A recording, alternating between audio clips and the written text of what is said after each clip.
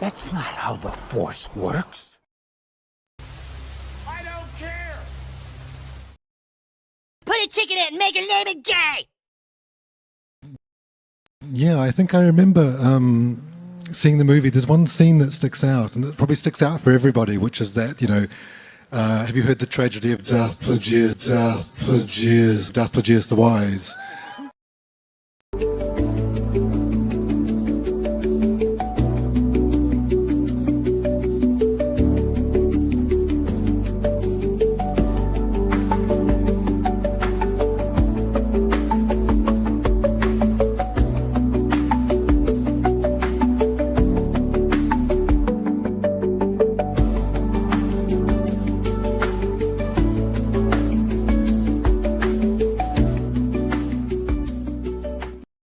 G'day guys and welcome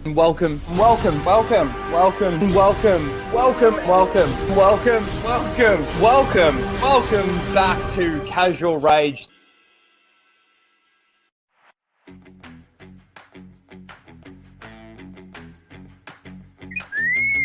Prepare to start the show, R2. This is where the fun begins.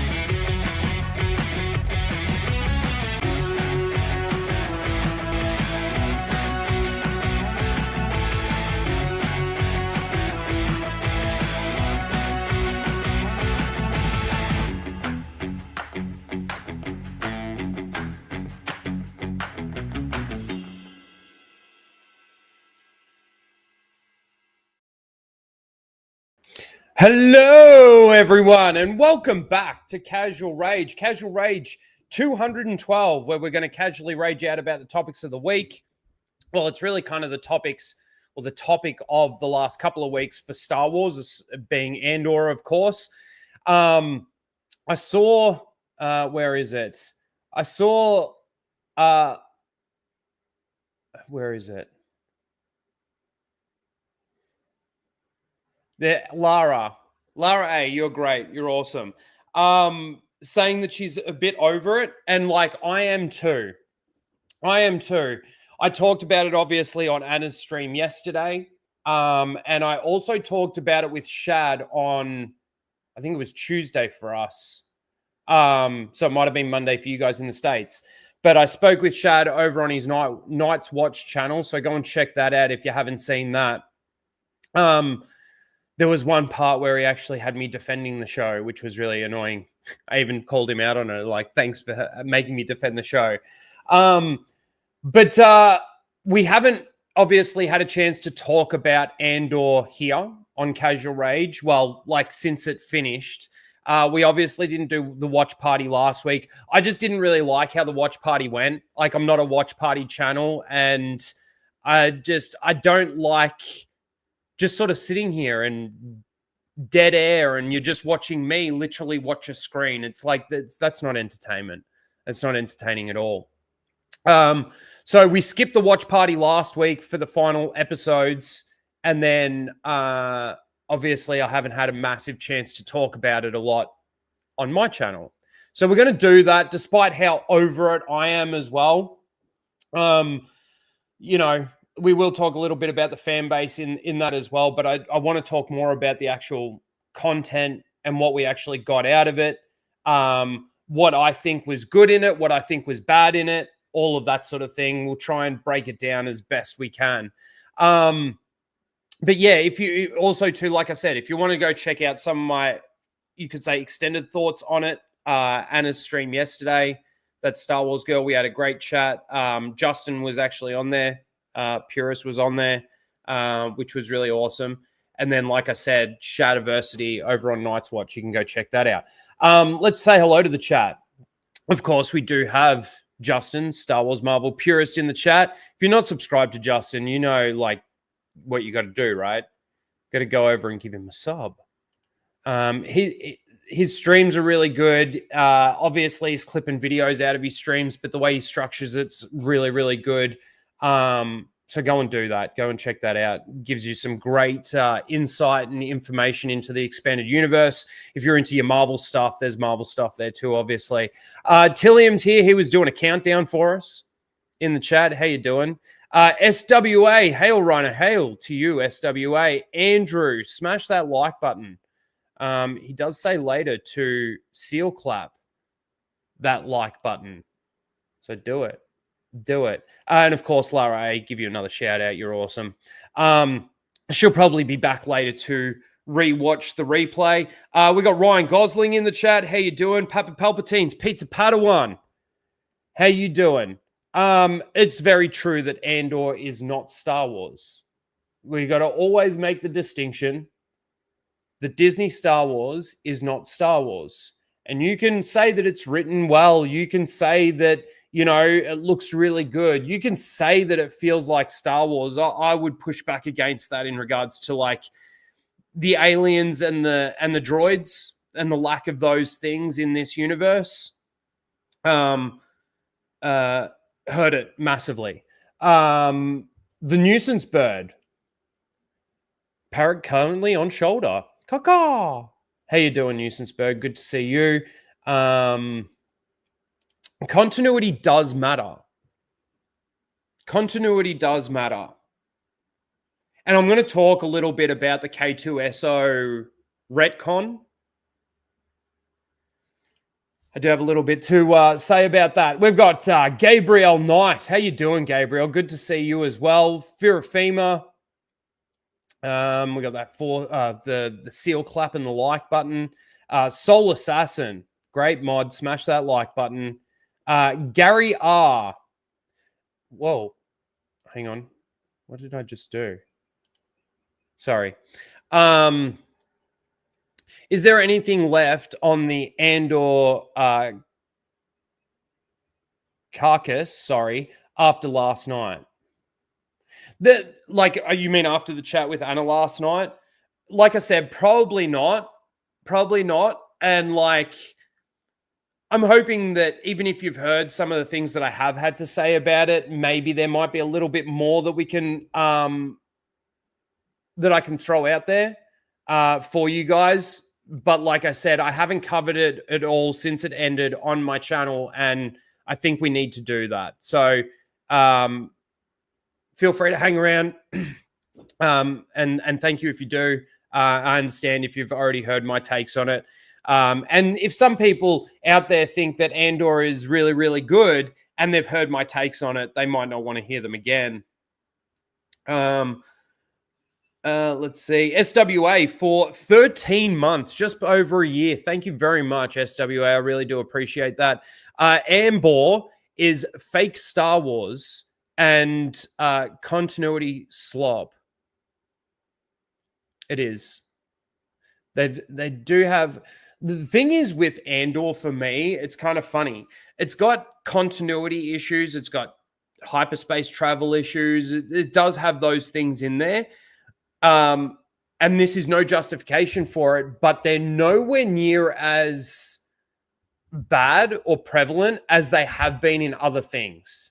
It's not to say, obviously, that those things aren't relevant or aren't important to make sure that you've got continuity within those things.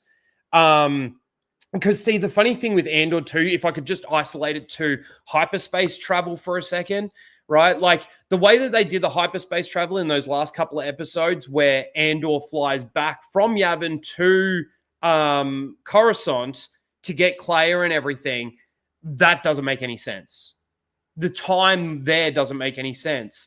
But like in earlier episodes when they've done hyperspace travel, or like even when Luthen picks up Andor after Andor goes and visits Gorman and stuff, and they get in and they, actually have a conversation in the ship after he goes into hyperspace. And, that does give a sense of time going by in the travel time, but also too, when we finally get to a moment where we actually see them off the ship or whatever, they've traveled to their destination, time has gone by within the universe. And that's where, you have those issues with some of the other things that they've done. But when you look at what they did in those last couple of episodes with the hyperspace travel, they dropped the ball big time. Blue-eyed Scorpio. Fuck. Oi, oi. How you doing? Let's see. There's the link too if you guys want to go and watch the stream with Anna.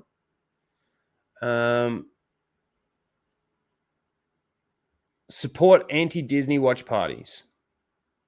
Yeah, like the we're not watching. Go and watch Melvin. Go and give him the rating.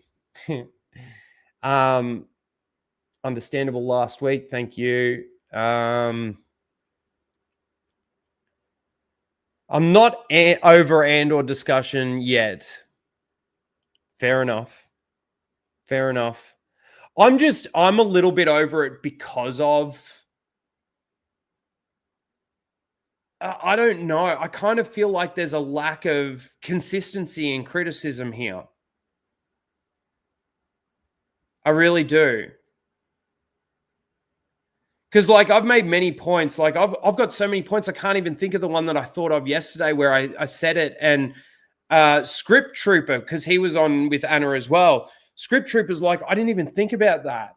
And I'm like, yeah, well, like, and that's when I made the point, like, somebody like Mauler, he's done hour-long videos breaking down every single element of, let's say, The Last Jedi, asking questions, how, why, what, all of these things. And then as soon as I ask one of those questions in Andor, it's like, it doesn't matter because it's written well or something. Like, I don't know whether or not that's the case, whether or not it does matter or it doesn't matter to these people because they've skipped over it. But like when I watch somebody like Mauler and watch his really, really long videos and everything, and then I see something like this, it's like, how did you miss that? How did you miss that?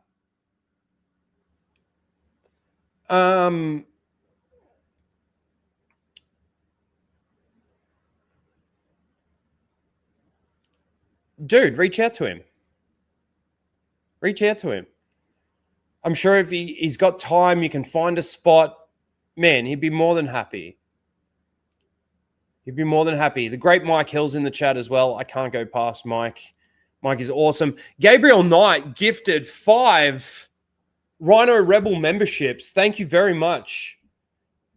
You now have access to the seal clapping emoji, and all the other emojis, of course, but the seal clapping emoji is probably the one that we use the most. But yeah. Thank you very much, Gabriel. I really appreciate the gifted memberships. I know I don't really do a lot. There's not a lot of reason to send super chats or do gifted memberships or anything like that. So when they do come through, I really do appreciate it. It's just an extra little bonus for me, and it, it's obviously nice to receive some support like that. So I really do appreciate it. Let's give you this. They came bounding over. Fuck off! Disney! You fucking cunt! Let's see. That made this whole thing jump. We got OG Star Wars in the chat as well. How you doing, Ron? I'm doing all right. How you doing?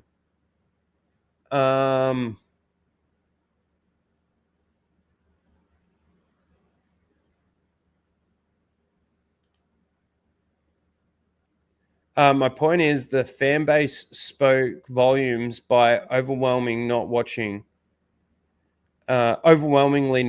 the show. That's huge too. And the thing is it's like, I've heard Mauler and Drinker and those guys out there that do think that the show is really, really good. saying like, give it a chance, go and watch it. And like the funny thing for me is that the ones that did give it a chance and then sort of stopped watching it just were bored by it. They, you know, it is slow. It is a slow build up. There are payoffs, not all the payoffs, but there are payoffs. I'll give him that. But yeah. Cry babies be damned. Who else we got? I always feel like I start my streams and I'm like, well, all right, let's get straight into it. I got to learn to slow down a little bit. Let's see what else we got here.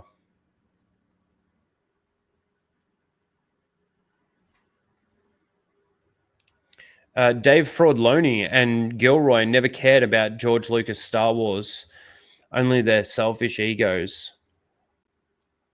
I'd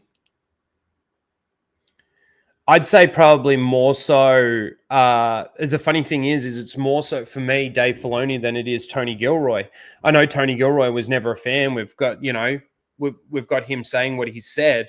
But for somebody like Dave Filoni, who claims to be a massive Star Wars fan and understand the lore and knows the lore and all of that kind of thing, to do the amount of destruction that he has done, is quite a feat, quite an achievement.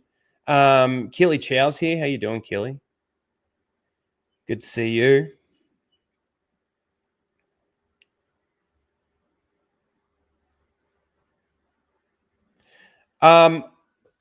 Rags on Friday Night Tights kind of pissed me off a little bit, to be fair. He came across like when he was asking questions like, Shad was saying something and he's like, oh, the whole wedding stuff. And he's like, oh, so the one wedding thing makes the whole show bad. And it just came across real condescending. And it's like, hey, Rags, like you've had people talk to you like that when you've said something has been bad and they've said something has been good, has done the same thing, and you've thought, I can guarantee how condescending. And now you're acting that way. Like, you know, I feel like some of these guys, like, especially when I watched EFAP, and I watched all of it, the whole lot, and they got to the end and they're talking about the people that are criticizing them for liking it. And they're saying, how dare you say, oh, he vaded, and then come to us and say, this is shit Star Wars, when that's all you want. Well, I'm sorry then, guys, you're listening to the wrong side of the fan base in regards to that. It's funny that those people, right, and myself, when it comes to Andor, are essentially aligned. I think we're aligned on it for different reasons, though. They're not even caring about the lore, canon, and continuity side of it. They just find it boring and slow and not really Star Wars, right? Where I find it boring and slow and not really Star Wars, but I've got this problem. I've got this problem. I've got problems with Bail Organa. I've got problems with what they did with Mon Mothma. I've got problems with the hyperspace travel stuff. I've got problems with the jangling keys in Luthen's store. I've got problems with the way that the universe is set up with the prison, right? And not having droids programmed to actually build the stuff for the Death Star, instead of having sentient beings that could be a flight risk, so to speak. I've got problems with when they set up things like Andor being the only one able to fly the ship. When they set up the fact that they've received 80 million credits and Mon Mothma only needs 400,000 credits but sells off. We've talked about a lot of these things. And then coming into season 2, like, it just felt like there was no real meaning, or like people talked about how there was, feeling for some of these characters. You know, even in that Gorman massacre, I thought the story of the Gorman massacre and stuff like that was more impactful than seeing Cyril get his head blown off. Right? So you think the people at EFAP think that the ones that think that Andor is bad are the ones that think Obi-Wan Kenobi is good? How about we have a discussion, right? How about you guys, is what I'm saying, have a discussion with somebody that thinks that everything that Disney's done that you think is shit, I also think is shit, but the one thing that you think is good, I don't think is good and I have problems with. Because that shits all over the narrative of you only need lightsabers and Force users. Because if that was true, then I would like Obi-Wan Kenobi, right?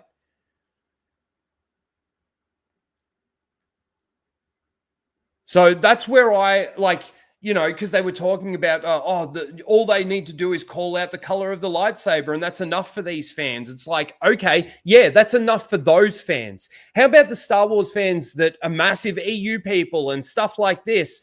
Yeah, you can say that it's decanonized now and everything, and they can do whatever the hell they want with it. But when they then destroy their own canon in the process, while also not abiding to some of the rules of the universe and jangling the keys in everybody's face, that when they see those references, it is literally jangling the keys in front of their face because they're not asking why or how or what. That's my point. That's my point. I'm fine with those guys liking this show as a show. It's kind of like what I said about Skeleton Crew, right? You take it out of the Disney Star Wars galaxy and you just make this a very childish live action adventure. Okay, cool. It passes. You want to take Andor out of the Star Wars galaxy and make this drama thriller? Cool. It works. As soon as you put it in, though, to the Star Wars galaxy and things like that, that's where it starts to fall over, not make sense. It doesn't pass the ask the single question test. G'day, Mr. Bantham. G'day, Melissa Lord. G'day, Blake.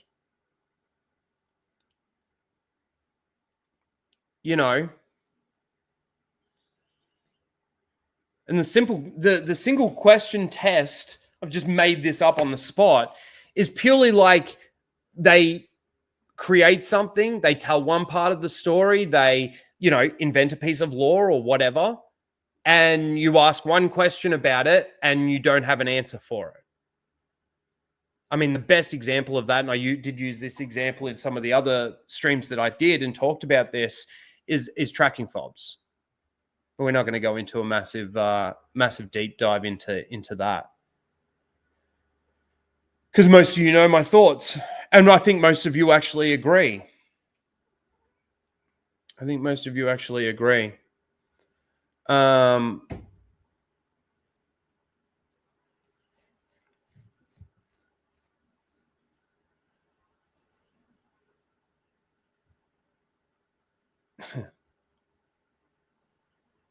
Let's see.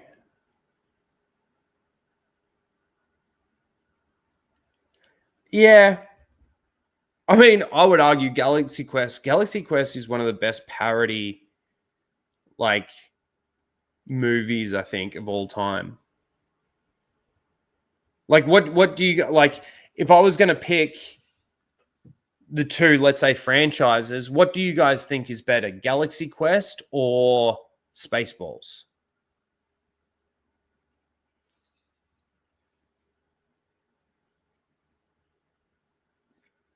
I do have a thing for that. I did see that this morning. Although fucking Twitter has been playing up. Like, I can't even check DMs right now. Yeah, Spaceballs or Galaxy Quest? Spaceballs.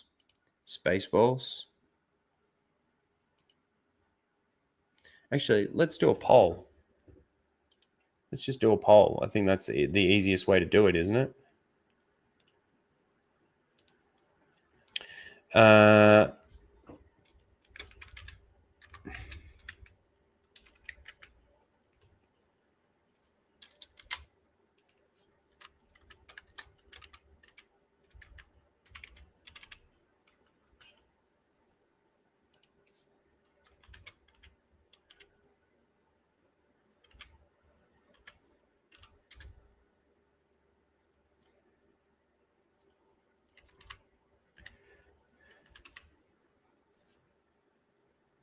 All right.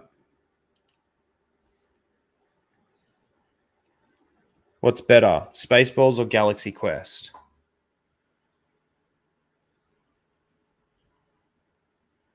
I love them both. It's actually a tough question to answer, I feel.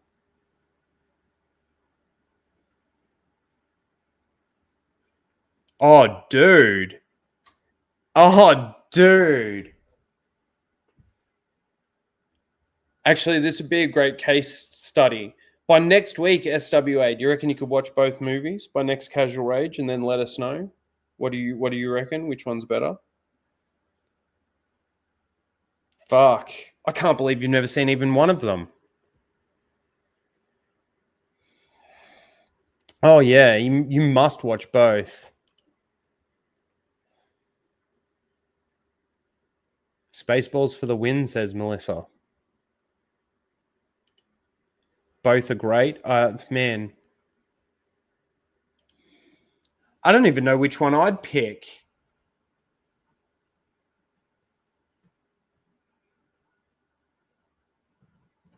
I'd actually probably go space. Like, I love Galaxy Quest, but I still probably would go Spaceballs now that I'm actually like really thinking about it.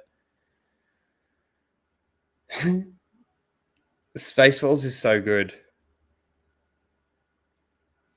Jabba, the Pizza the Hut. Yeah. Okay. We'll leave that going for a little bit. All right, let me bring something up. Cellshade. I don't know if you're in the chat, Cellshade. He's the great artist dude that made the thumbnail for Casual Rage. He made that. He also made this, which you can get in the merch store. Narrative's fucked. He also made the You Want to Fight stuff with Charles. And if you don't know the lore behind the You Want to Fight thing, it's when Ezra Miller, you remember Ezra Miller choked that pregnant lady and slammed her to the ground, or what, pushed her down to the ground or whatever. He's like, you want to fight? You want to fight? If you remember that. And then there was one night we were doing, I think it was the full Aussie. And so it was me, Steph, Lethal, and I think Lyndon was still around at that time. And Charles was here, and I grabbed him by the throat and said, you want to fight? And they're all like, oh. The funny thing is because of how fluffy they are, like, I didn't even grab him. Like, I pretty much grabbed him, but like I didn't, just lightly touched him, sort of thing. And they're all like, don't do that to him. Don't do that to him. So yeah, we came up with the one where Charles is actually choking me, asking me if I want to fight. So yeah, you can get that all that shit in the merch store. All right, let's bring this up from Cellshade, the man who came up with all of that stuff. See, there is something going on with, there's usually like a heap of stuff along the side here. Something's going on with Twitter right now. Oh, hang on. I need to. Why can't you just save to that layout? Fucking StreamYard. You used to be able to do that. Fucking stupid thing. All right. So Cellshade sent me this, and I saw, like, he's talking about a video of and what he's posted here also too is the ending of A New Hope is retroactively hilarious. So let's see. Here's something for your next Casual Rage. This is one of the most unintentionally hilarious scenes in the history of cinema. I am of course talking about the final scene in the first Star Wars movie where everybody in the rebellion gathers to celebrate our three heroes. It is unintentionally hilarious because of this. And if you have not seen Andor on Disney Plus, let me explain. The reason the Star Wars nerds in your life love Andor is that it is a very grown-up, dark, often dreary look at what it So this guy is definitely a lover of Andor. actually takes to win a rebellion. It is about the vast array of people from different walks of life who had to do all of the dirty work in the background over years and years. People who sacrificed everything, people who burned down their entire lives, their careers, their finances, their safety, people who sacrificed any chance at normalcy, at family and friendship, knowing that they would not get credit for it because they were all trying to move all of these pieces in the background, finance and information. I mean, look, I don't like the way I sound. I hate the way that I hear myself, and I don't know how you guys feel about my voice, but this dude's voice is like really fucking annoying. All of these pieces in the background, finance and information, logistics and bureaucracy, all of the millions of little things that you would need to pull off an operation like this. I burn my decency for someone else's future. I burn my life. Oh, the Lutheran to make the speech. sunrise that I know I'll never see. But then, once it finally succeeds, as this person points out, it is so funny to me to think that all of the work and sacrifice that went into building the rebellion just for these two idiots to stumble into it and get all of the glory. How stupid is that as a take? First of all, these two idiots, like clearly not a Star Wars fan, never has been, never fucking will be, right? So let's just make that very clear right now.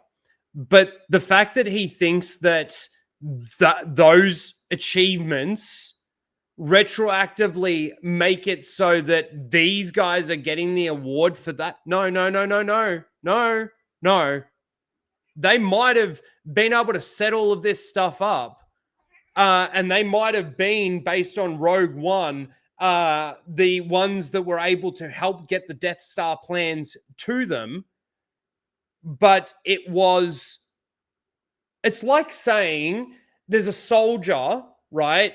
In real world, there's a soldier that gets like a Purple Heart. I don't know, the highest honor medal you can, right? For going out there, eliminating the enemy while saving, let's say, 5 of his fellow troops, and all of this kind of thing, and saying, hang on a second, the soldier who did all of those acts isn't the one that should get the award. It's the intelligence agent, right, that actually gave him the information, right, and what he went through to be able to get that information, right? He might have had to have done some dark shit. Like, how stupid is that?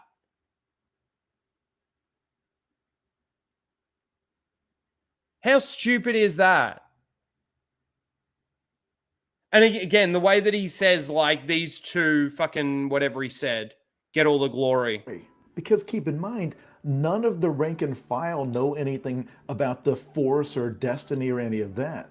From their point of view, the only people who got medals is this farmer who joined the rebellion yesterday, this truck driver, and yes, he destroyed the fucking Death Star. And this truck driver, that saved the princess, was able to help get the plans back to the rebellion, come up with a plan, was going to leave, but had second thoughts on it and actually helped save the day. And the Sasquatch. This is one of... Oh, man, Cellshade, I wish you never showed me that. That just makes me angry because it just, like, to me, this isn't a Star Wars fan. Never has been. Never has been. If this is the thing, as soon as they need to shit on something from either the original trilogy or the prequel trilogy to prop up and make their shit the things that they think is really good Star Wars that Disney's coming up with, as soon as they need to shit on that to prop their crap up, you know that they're not a Star Wars fan. You know that they're not a Star Wars fan. Hey, you know that this scene and this entire movie is still a part of the canon in the Disney universe, right? Despite how retroactively they make this scene hilarious or how retroactively they destroy the characters anyway. So dumb. I mean, thank you, Cellshade, for sending that to me, but fuck.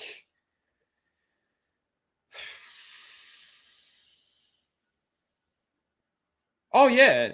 Did you maybe you just came in, but yes. Just to give you an example of how he talks about Han and Luke here. But then, once it finally succeeds, as this person points out, it is so funny to me to think that all of the work and sacrifice that went into building the rebellion just for these two idiots to stumble into it and get all of the glory. just for these two idiots to stumble into it and get all the glory. So, yep. Thank you. Fucking idiot, man. Fucking idiot.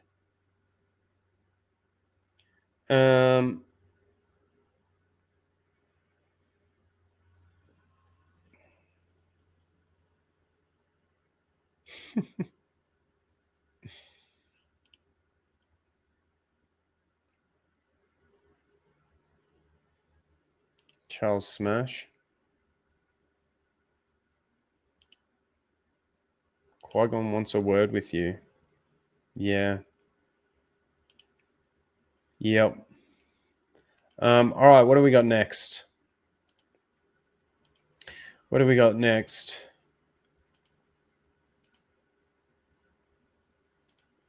Let me just shuffle a couple of things around here, actually. Move that there.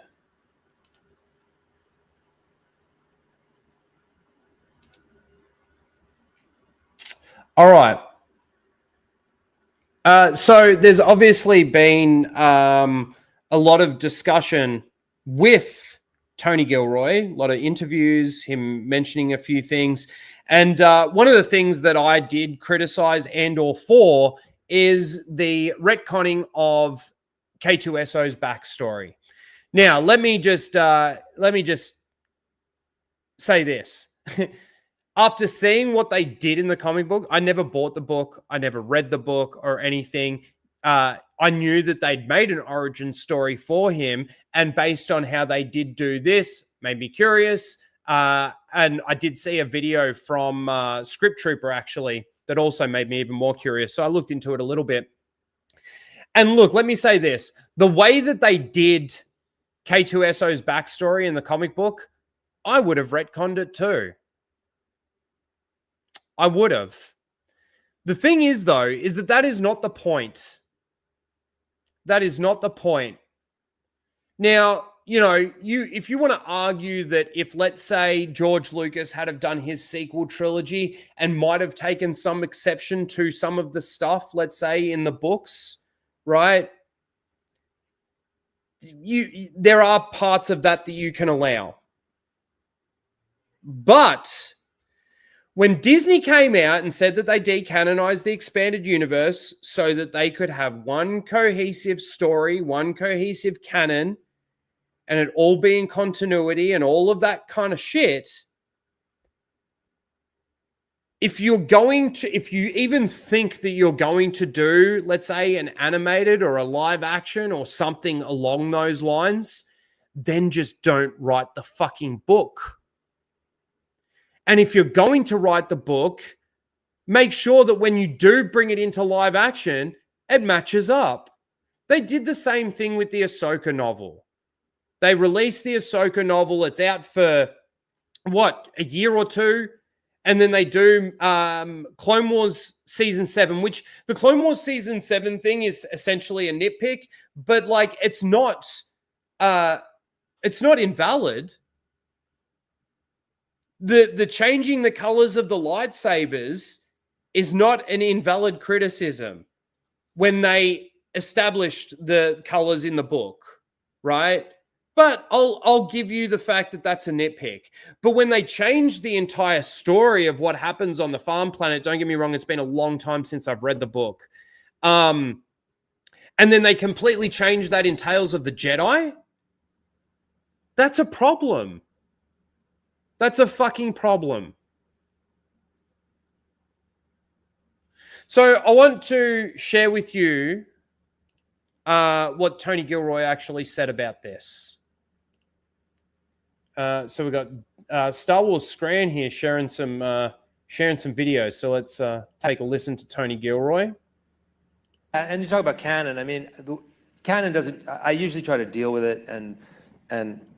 Okay, so I just want to stop there because he stutters on his words a little bit, right? Now, yeah, you can be thinking one thing and sort of half correct yourself and everything, but the what he says is canon doesn't. I mean, canon doesn't. I usually try to deal with canon doesn't what matter? Anyway, let's let him continue. it, and I'm really sympathetic and into it. I was annoyed to find out that somebody had, in the interim between Rogue and that, had written an origin story for K2, and it's like, no, I'm not paying attention to that. We're not doing that. Okay, so this is the argument that I'd make, is that Tony Gilroy read it and thought, how fucking retarded is this? How do I put this into my show? And thought, fuck it, I'm just going to tell my own backstory. Which, when you read it, it's almost like, okay. I still think the backstory that they gave K2SO is a little bit lackadaisical. It's a little bit shit. But I will say it's certainly nowhere near as shit as what they did in the comic book.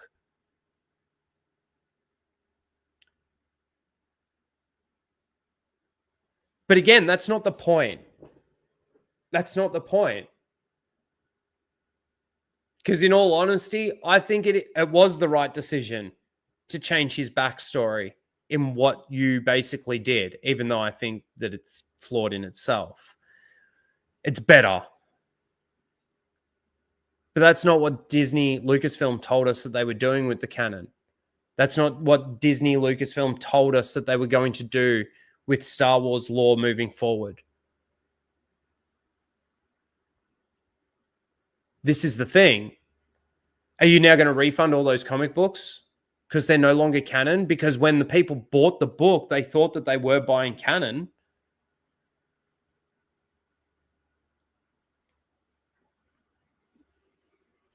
See what Dave Filoni has to say.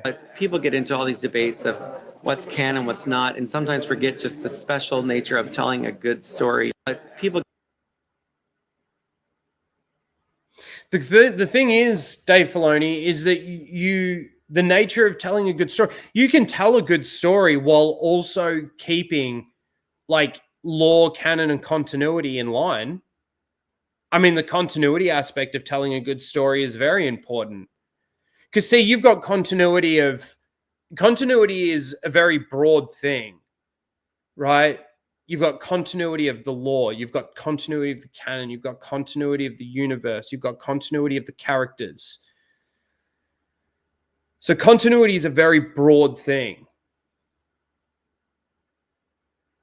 But, you know, for me as a Star Wars fan, as soon as the continuity of, let's say, the galaxy, the laws of the galaxy, the rules of the galaxy are taken out.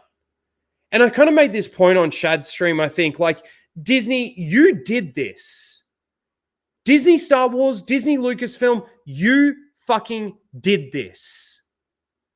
And what I mean is, like, you know, I could watch Star Wars, the original trilogy or the prequel trilogy, and like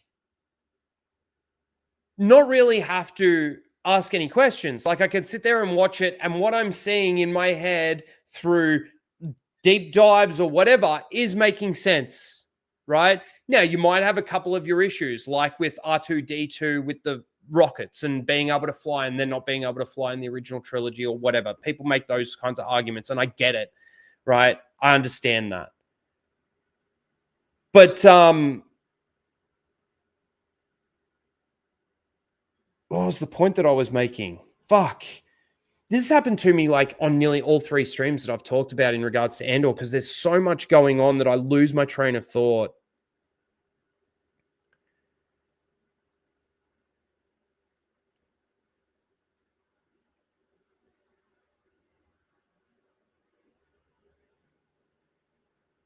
I can't remember, but I'll just go back to where I last can remember. As soon as they decided to release a comic book with K2SO's backstory, I'm sorry, but you're tied to that now, based on what you've said that you're doing with the canon, with you're doing with Star Wars.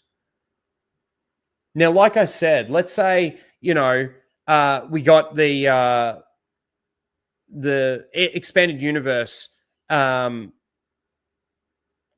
you know, adapted to film or TV shows or whatever. and they were to take a couple of I mean, I'd have to see what the exceptions are that they take to it. It's kind of like with One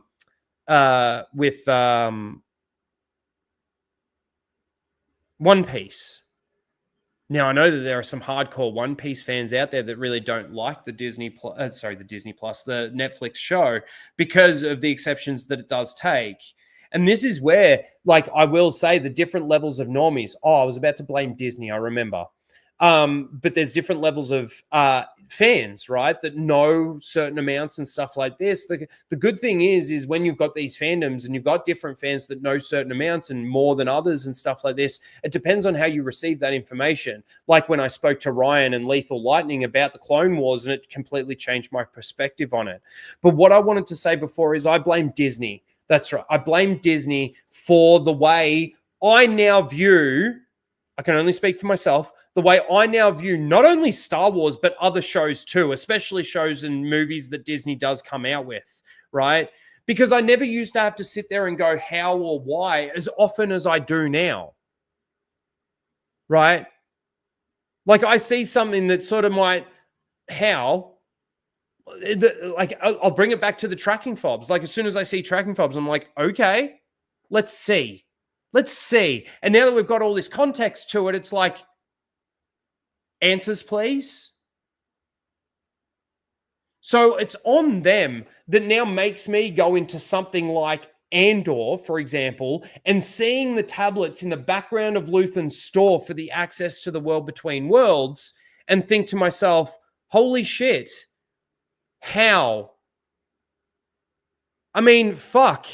In the same year that Ezra makes it into the world between worlds, essentially Palpatine or the ISB has just taken ownership of the tablets. So how do the wolves have them, right, when they're in Luthen's store in Rebels to show to Ezra so that he can get the access to the world between worlds? How did they make them appear and then disappear? And it wasn't just make them appear as a hologram or anything. They made them physically fucking appear and then physically disappear in the same year, around actually the same time that they're in Luthen's store. Oh, Rhino, that's a nitpick. No, it's not. If you ask the question, how does the Holdo maneuver fucking work in this universe? It's the same fucking question.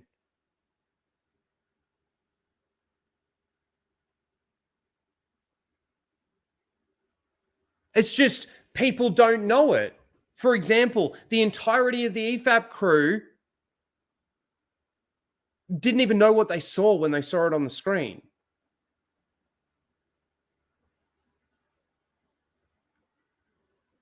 And then they might want to make the argument that there's no jangling keys. Oh, it's good to have Star Wars without the jangling keys. Maybe not to you. But to me, they threw jangling keys in there that don't fucking fit. The Jedi and the Sith holocron is enough. It's sitting there on Coruscant. Fuck, from space, Darth Vader would be able to pinpoint this force pulsing fucking store in the, it'd be like a pinpoint accurate fucking dart in the middle of fucking this massive planetary city.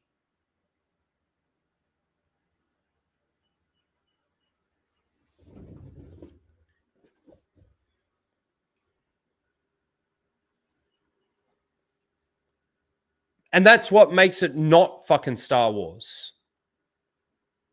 It's funny that they all that they jizzed over was the writing and the way that it looked and the characters.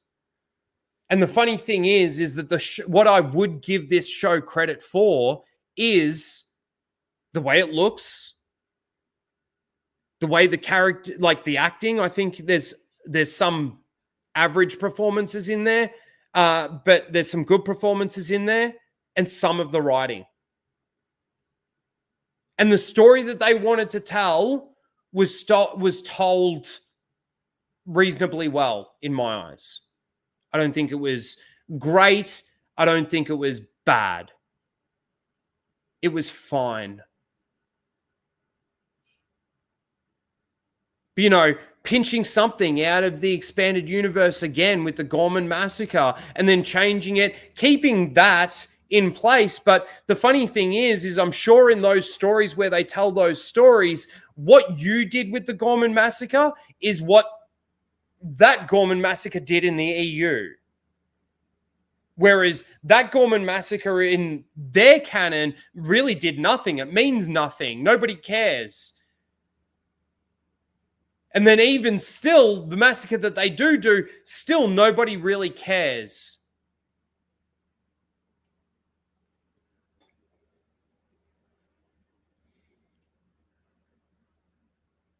And this is where Disney Star Wars is not Star Wars, even Andor. Because Andor, as a show, does not fit in with Star Wars canon. Doesn't. Fits in with Disney Star Wars canon.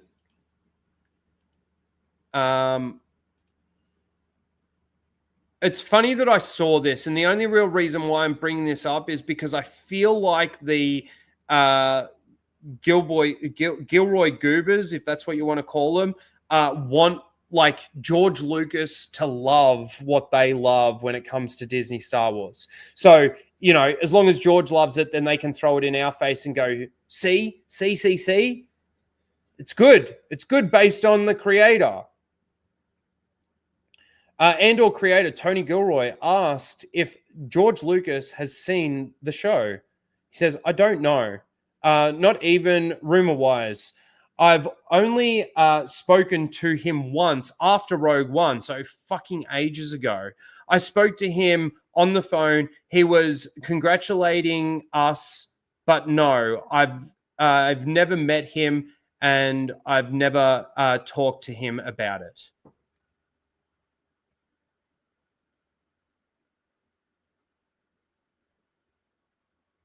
There's something to what Justin, Star Wars Marvel purist, was talking about in regards to like the linear storytelling. I saw him talking about it on his stream. I also saw him bring it up in the EFAP thing, and they did bring that up. But the linear storytelling, and it's funny, I didn't really sort of recognize that until I watched his stream, and they watched that video from that guy. I can't remember the name of it. But it's interesting to see that and to see how it it follows the story more so than the characters, but the characters is what drives it to like the next character, and we're introduced to that next character. It's not like it's sort of split up in a sense. It's almost like a one-shot kind of thing.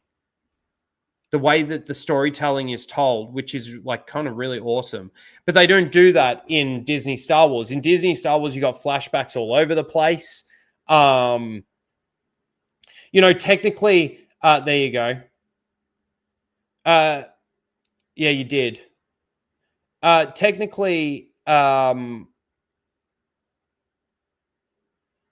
if they wanted to tell Clea's backstory with Luthen, that's like a whole separate show. You cast those characters younger and you tell that story moving forward.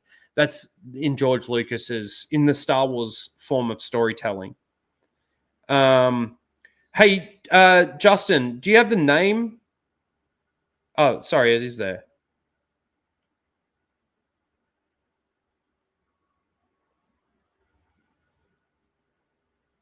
No. Where's the name of the channel that made that video, or even just the link to that video? Because I think it's really good. It's really worth a watch. Oh, So Uncensored. Sorry, it is that name. Go and check that out. Because once again, that was actually really good. Or you can just go and watch Justin's stream. Mod me. Okay. I'm actually kind of surprised you're not modded already. Where are you now?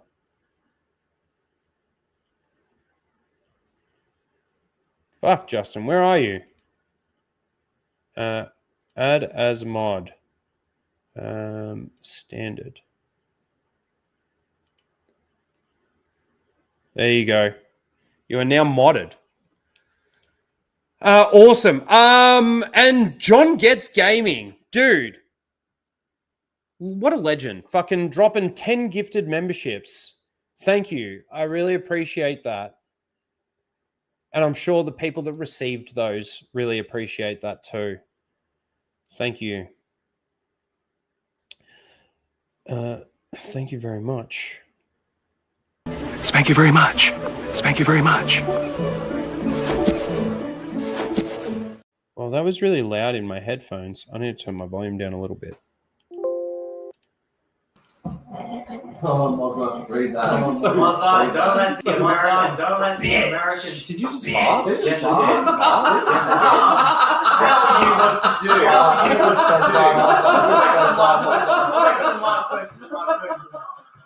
I think it's bedtime for Mothra. That's time for Mothra.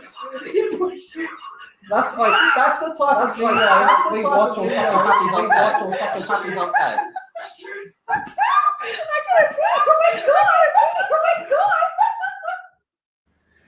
Thank you, John Gets Gaming.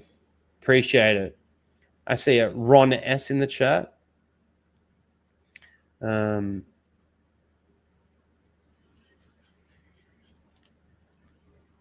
He had non-linear storytelling. I get what you're saying with that. Like So the thing that EFAP tried to get Justin on in regards to a gotcha is the fact that George Lucas did, episodes 4, 5, and 6, A New Hope, Empire, and Jedi, and then went back and did, 1, 2, and 3, which that's not what we're talking about in regards to jumping around like that, so to speak. It's when you're watching that individual movie, the story is linear within that piece of it, right? So, like, they also tried to make the argument that Anakin's vision in was it Attack of the Clones? No. Well, really, we didn't see it in Attack of the Clones, but he did have that Force vision of his mom. But in Revenge of the Sith, when he has the vision of Leia, they tried to make the argument that that's not linear storytelling. It's showing what happened. It happens in the future. And it's like, hang on a second. No, it's not. He's having a dream in real time. And we're seeing a part of that dream, which is obviously clouded and everything by the dark side. But we're seeing that dream in real time. And then he's obviously wakes up and there's no more dream. And the future is always in motion. So that's what I think that's more so what it's talking about in regards to linear storytelling. Whereas, like, for example, with Andor, especially in episode 10, when we see all the flashbacks of them going back to Claire and Luthen being younger and, a bit of their story, I understand why they did it. They needed to do that so that you get a bit more understanding. They tried to make it match up a little bit with the scenes in present day as well in regards to what Claire was trying to do and the way she was infiltrating. But it did jump. Like, we're going back in time in that, literally going back in time to see stuff. So, but yeah, look, in regards to this, I just wanted to bring this up because obviously Tony Gilroy, I don't think George Lucas has spoken to anyone for fucking ages at Lucasfilm. Fucking ages. I know that there was something going around about, Dave Filoni constantly talking to George Lucas or something along those lines. I just don't buy it. Not after everything that we've heard George Lucas say about Disney Star Wars. I just very much doubt it. The one thing that I always come back to in regards to it as well is when he talks about, in the interview where he says the white slavers, he talks about it being like a breakup. You never call, you never just drive past and, all that kind of shit. Just let it go. What George Lucas created and George Lucas Star Wars is a feat. It's incredible. I'm glad that he created it. I'm glad that we got what we got. It's just a shame that he made the mistake at the end of it. Not only did he make the mistake of selling it to Disney, but he also made the mistake of putting Kathleen Kennedy in charge. And I think based on what I've sort of seen on Kathleen Kennedy over the last, 10, 12 years, whatever it is, I truly believe that she manipulated him. And I think that's pretty evident in the way that, again, George has talked about it. With TCW as well, I don't know if you've seen that clip of where Dave Filoni says, oh, we took something out when we showed it to George because George would have said no, and then we just put it in after he approved it. It's like, okay. All right. It's a good way to get around your boss. That's a good way to get around the creator. Just hide what you want to do that you think that he won't like and then add it in later. That's loyal. That's loyal to George Lucas, isn't it? Let's see. What else we got here? I haven't watched all of this, and I don't know if we can because it's like one of those, late night shows or whatever. So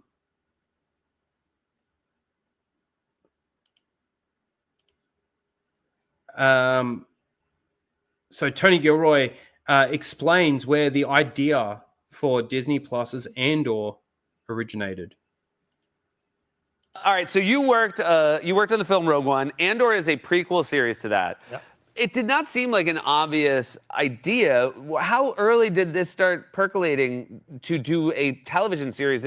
Well, I don't think it was really an obvious idea, really, was it? Because when you actually think about it, go back before we had Andor season 1, even those people that were praising it, that are praising it now, the EFAP crew and stuff like that, were saying this is pointless. It's a dead character.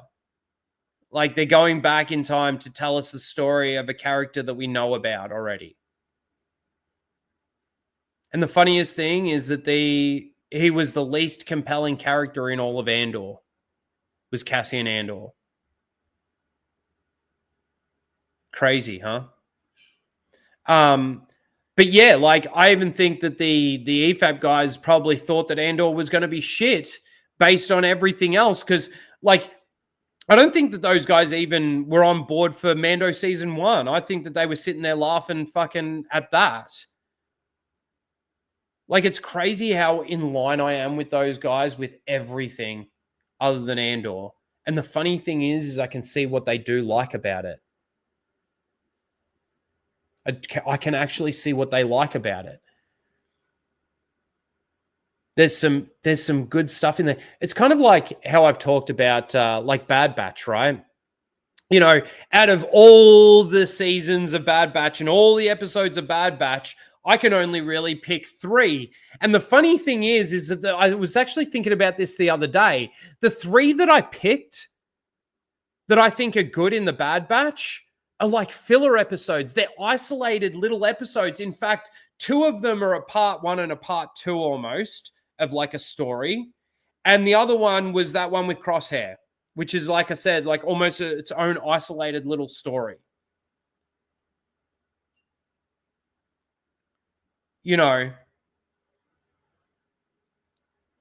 I think that the way that Andor slots into Disney canon, it fits well. But I can't sit here and say that I like the character of Luthen when the character of Luthen in my eyes shouldn't even exist. And if the character of Luthen does exist, he should be being run by Bail Organa. What they did to Bail Organa pisses me off. We'll get to it. It would be a prequel of this movie. After Rogue One, there was a lot of endorphins off the success of that, and Kathy Kennedy had that idea. Yeah, the crazy thing is think about when Rogue One came out again, guys. We had The Force Awakens and then Rogue One. In hindsight, I wish I was never fooled by Force Awakens, but I was. I can guarantee you, if Rogue One never came out and you were to release Rogue One now without having Andor, it would bomb at the box office.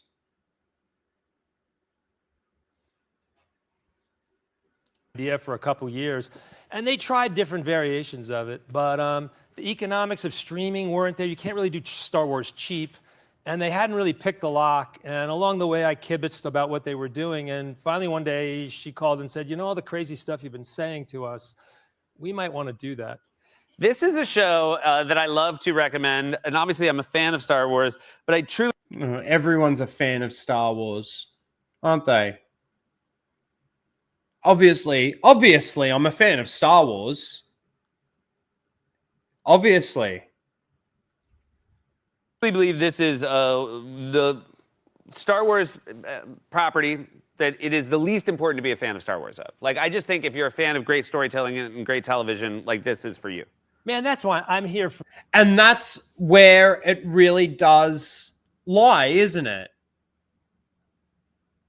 Like I said, you remove this out of the Star Wars galaxy, you make a drama thriller out of this thing, the way that you've done it, I actually think, like I said, that there's some decent stuff in there. I don't like, though, when you insert it into the Star Wars galaxy and, essentially retcon, yes, stuff from the expanded universe, try and insert stuff from the expanded universe while changing it, being a rude piece of shit. Right, Dave Filoni? I really got to get that clip. But then also, like, not making, like, the droids and the no fucking... let me talk about Bail Organa. Because I talked about this on Anna's stream. I also think I talked about it on Shad's stream. Bail Organa and Mon Mothma. It's funny how they can create a character like Luthen, Disney Star Wars created character, right? And they can prop him up and make him compelling and give him some good dialogue and give him this and give him that and prop up this character, right? While at the same time, like, honestly, shitting all over Mon Mothma and shitting all over Bail Organa. In isolation, if we talk about each individual character, we've talked about Mon Mothma a lot because I feel like they did, it's hard to say this, but I feel like they did more damage to her in season 1 than they kind of did in season 2. I would argue that there's some decent stuff in there with Mon Mothma in season 2, later in season 2, but the early stuff, the wedding stuff, horrible. But, like, what they did with the character in season 1, for me, is unforgivable.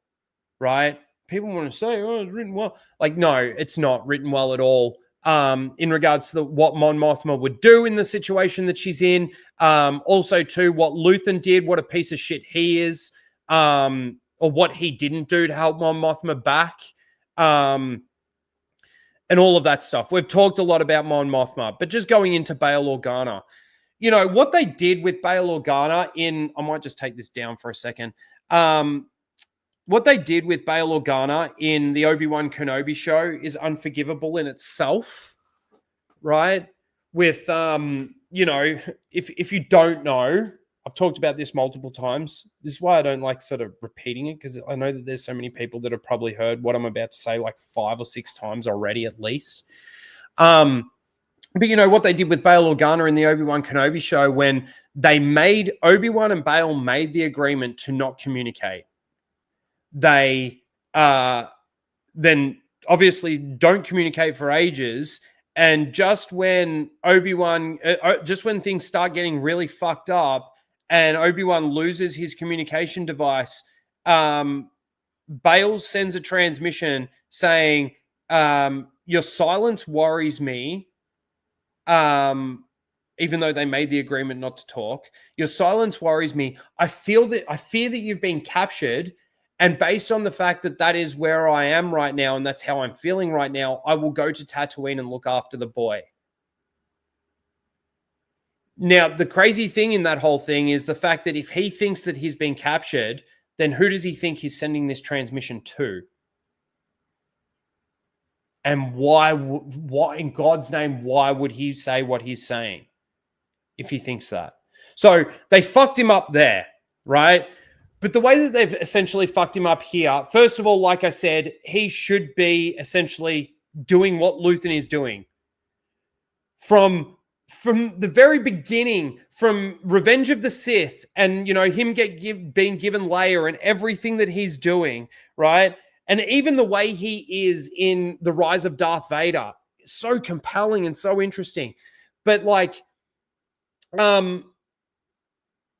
he should be doing what Luthen's doing. I don't care. They're trying to say that it's almost like, Bail Organa wouldn't be able to handle, the dark side of what Luthen is doing while having Leia and all bullshit, right? But instead, what they did is they made Bail Organa a fucking idiot when he was basically saying, I'm going to get Mon Mothma out of here. I'm not going to meet the people. He didn't leave it up to Wedge Antilles or anything like that to be the main guy that actually comes and does this, which he probably would actually give this mission to Wedge to do.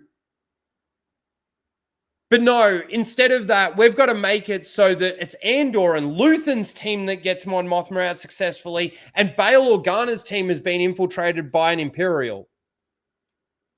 I hated that. I hated that so much. There's no way Bail would leave that mission that is so important in regards to getting Mon Mothma out of there safely, and me even have an inkling of the fact that Bail Organa would even allow. Mon Mothma asked him, do you trust these people? Yeah, I do, but I've never met them. You know how it is. No, Bail, that's not how it should be for you. That's not how it should be for you.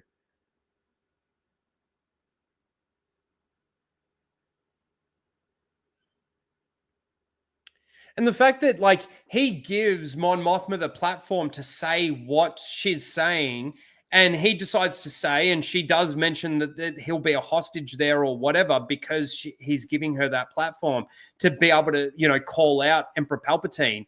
But, dude, wouldn't Bail giving her that platform be just as much of a target? And obviously he does become a target. They blow up his entire planet. And then the insert of the word shit, and people want to argue the fact, I'll see you in hell. He says, I see you in hell in Empire. Fucking Han says, I'll see you in hell. I'll see you in hell. Shit is very different, I feel. Very different. We see shit in season 1 of Andor. We hear it, I think, twice in that. We also hear it here. Tear the shit out of this place.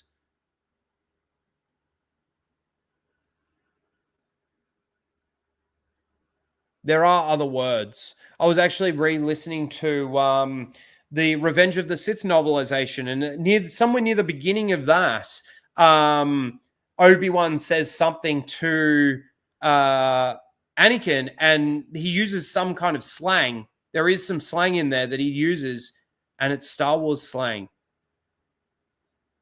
And it didn't sound ridiculous, and it didn't sound stupid. But the funny thing is he uses, it's not really slang, actually. It's more like a saying, like the grass is greener on the other side, or, a saying like that. But it was said in Star Wars terms, and you completely understood the turn of phrase that he was using. But it's Star Wars referenced. Let's come back to this.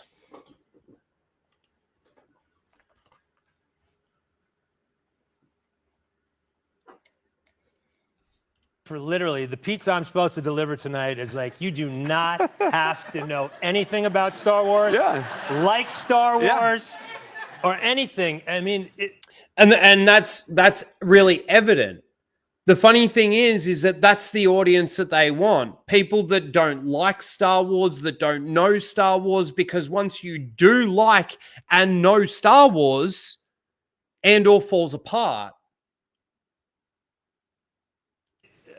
To sit down with Andor and make a full meal of it, it was It was built for that purpose, and it was made by a lot of people. I mean, 2,500 people worked on the show, but it was a good mix of nerds and people who really had to be convinced to come over and work on it because it was Star Wars. So, yeah, no Star Wars aversion should stop you from watching our show. I mean, I feel like there's episodes.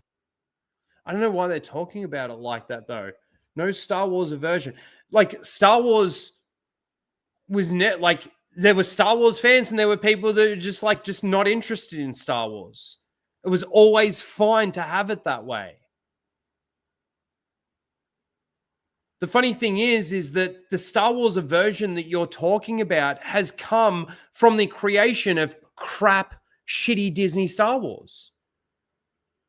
From Star Wars fans. And now you're trying to promote this show as you don't need Star Wars to love this show. That's evident to me as a Star Wars fan, 100%. And that's the audience you want.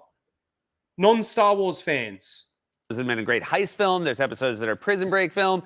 It feels like sometimes like a French resistance film. It seems. Oh, so just stealing all these different narratives and then placing it into the Star Wars galaxy. The problem is, as soon as you place those into the Star Wars galaxy, again, it just falls apart.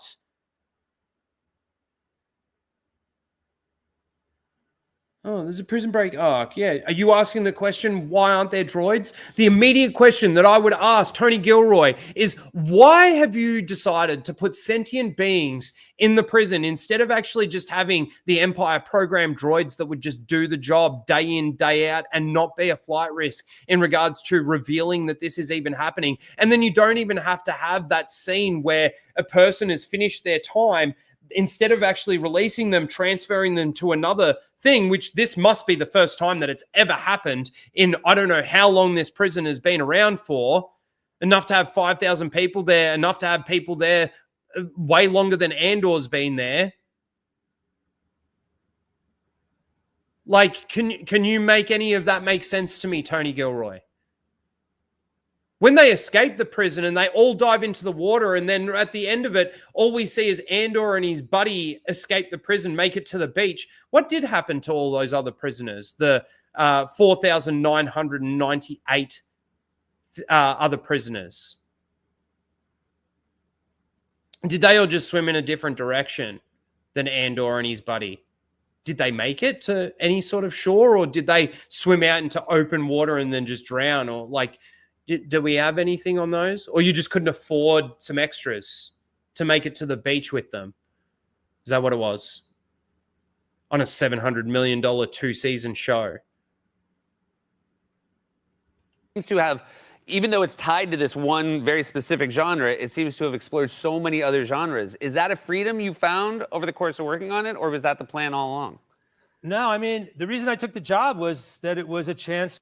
Oh, that's a great point too. That's a great point too. There should be Wookiees in that prison. Or how about you just move the facility to the Wookiee planet and just have them slave there? They don't even have to move them. It's a great point.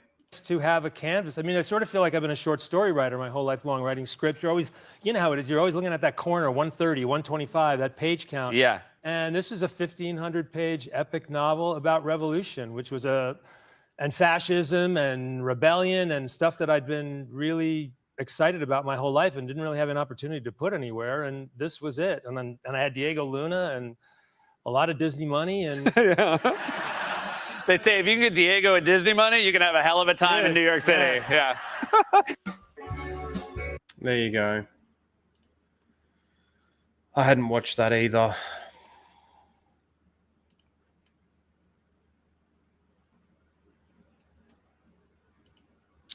What else have we got?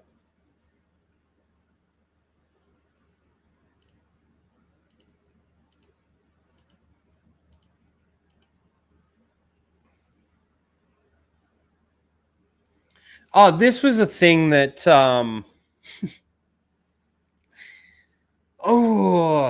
like little Easter eggs. I don't think this is all it's made out to be. Naboo in Andor Season 2 First live action appearance of the planet in 20 years. Whoop-de-doo. And Luthen Rail attacks the Empire for the first time there because it's Palpatine's home planet.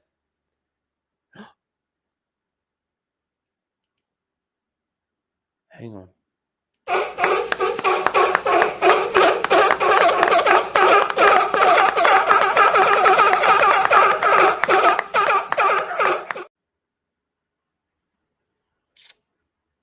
Cool. Like with that first one, I just think to myself, like, yeah, okay, Naboo does exist in this galaxy. It wouldn't be out of the realms of possibility for us to visit Naboo in some kind of show or movie. Would it? It's kind of like, hey, we're going to watch some Star Wars, and then like a lightsaber shows up and you have that reaction, the seal clap reaction. It's like, hang on, we're watching Star Wars. The odds of us seeing a lightsaber are, I would say, pretty high. Your reaction doesn't fit.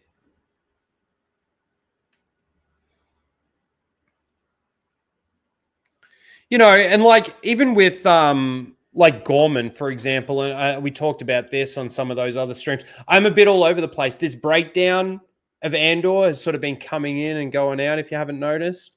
Fuck,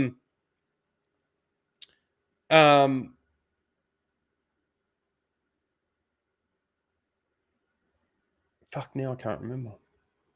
But yeah.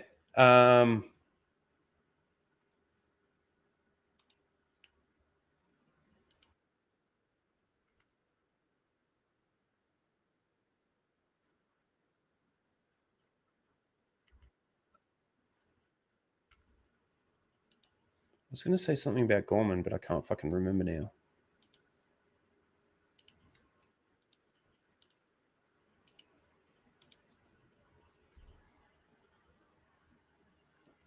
It's been a long fucking day. Oh,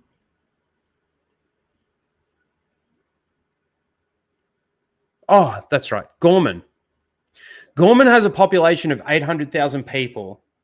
These 800,000 people, let me see if I can bring up this establishing shot of it. Actually, maybe I can just do it this way.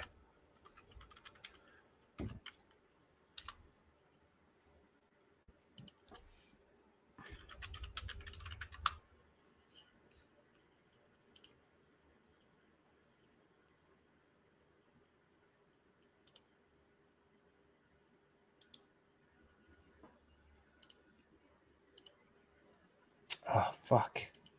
That's not going to work. Hold on.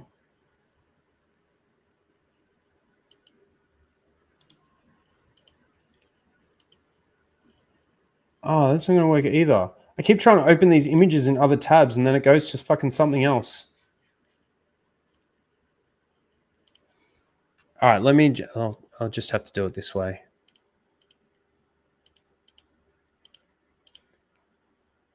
I was going to try and find the spot in like the actual show, but I just search it. So this is the entire population of the entire planet of Gorman. The entire population of the entire planet of Gorman lives in this city. Is based on what we saw and what we got told. That's my understanding of what I'm seeing. Now think about this as a planet. Zoom out now.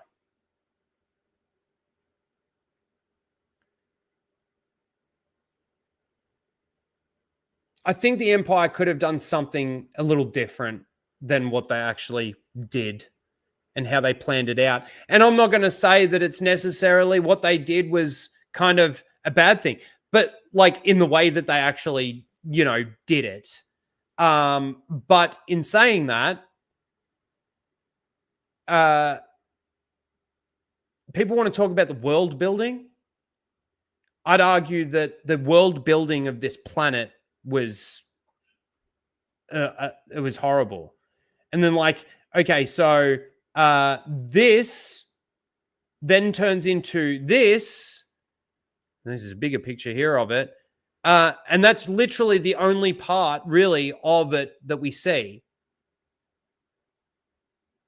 The only part of this entire city that we see is this. There's a hotel, there's shops, there's everything you need just in this town square. Now, when the massacre starts, yes, it does sort of flood out into the streets, where Andor confronts K2SO is like just in the middle of like a T intersection. But yeah, I also look at the technology that the Gormans have. Like, I really haven't seen too many speeders. It seems that the Gormans just walk everywhere they go. So again, in this entire city, it literally, I don't think I saw a land speeder once.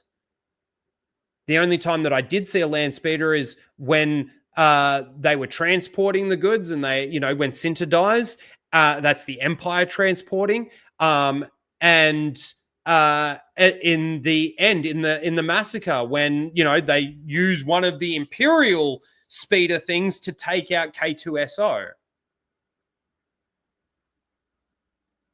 We spent so much time on Gorman, and not once did we see a speeder. So, in saying that, I would then argue the fact that Gormans can't see the other side of the planet or get to really the other side of the planet. Now, arguably, do they have ships to get things in and out? I'm sure they do. They move their products, they move their shit. People are coming in and visiting the planet and leaving and all of that kind of thing. Someone approaching from a distance, they see just on the other side of their planet, just these Imperial ships and stuff like that. Yeah, okay, you could make an argument there, right? You could also make an argument that they did it so stealth-like that they got to the other side of the planet. They were able to build an entire fucking mining facility. They started mining the planet. In the process of doing that, they destroy the planet and they play it off as a natural disaster.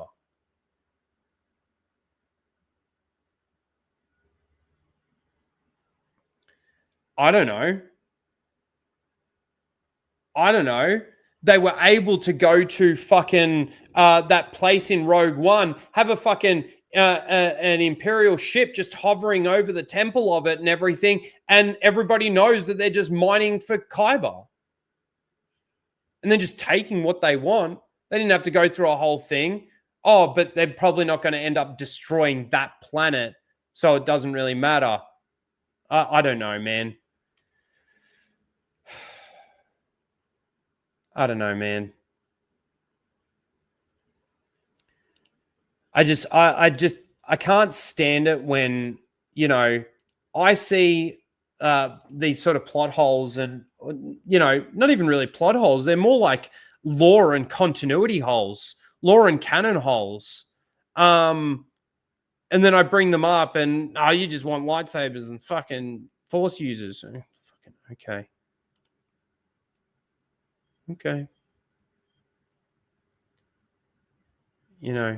If my criticisms of Andor don't matter, then the breakdowns that Mauler did don't matter to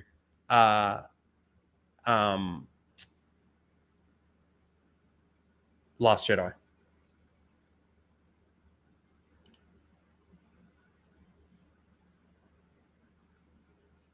Lore blind spots, yes.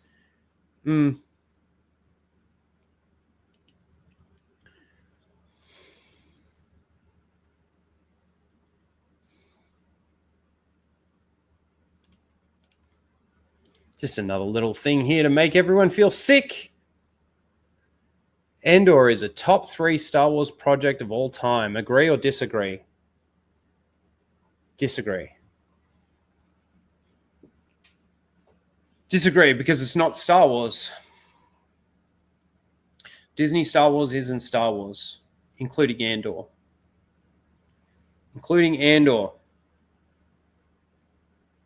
Let's see. Oh, I put that poll up. Where did we go with that poll? Hey, it was close. Oh, yeah, okay. I thought it was closer than I thought it would be closer than it is. So, out of 53 votes, what's better, Spaceballs or Galaxy Quest? Spaceballs got 66% and Galaxy Quest get 34%. I'm sure the 66% of the Spaceballs people, though, do think that Galaxy Quest is a good movie. Because they are both masterpieces, if you ask me. For parodies, they are masterpieces. I'm going to close that poll off now.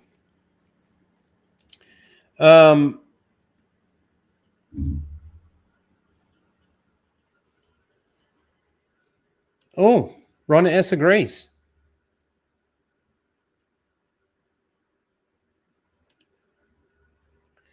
See, my separation is the fact that this is Star Wars at all.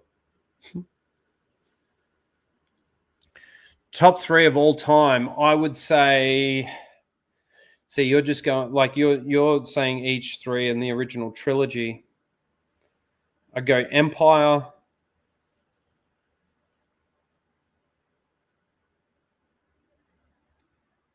Oh, Empire, Return of the Jedi, and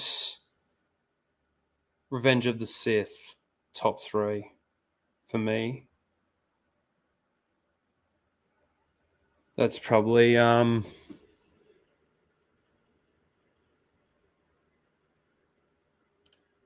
actually I might do that.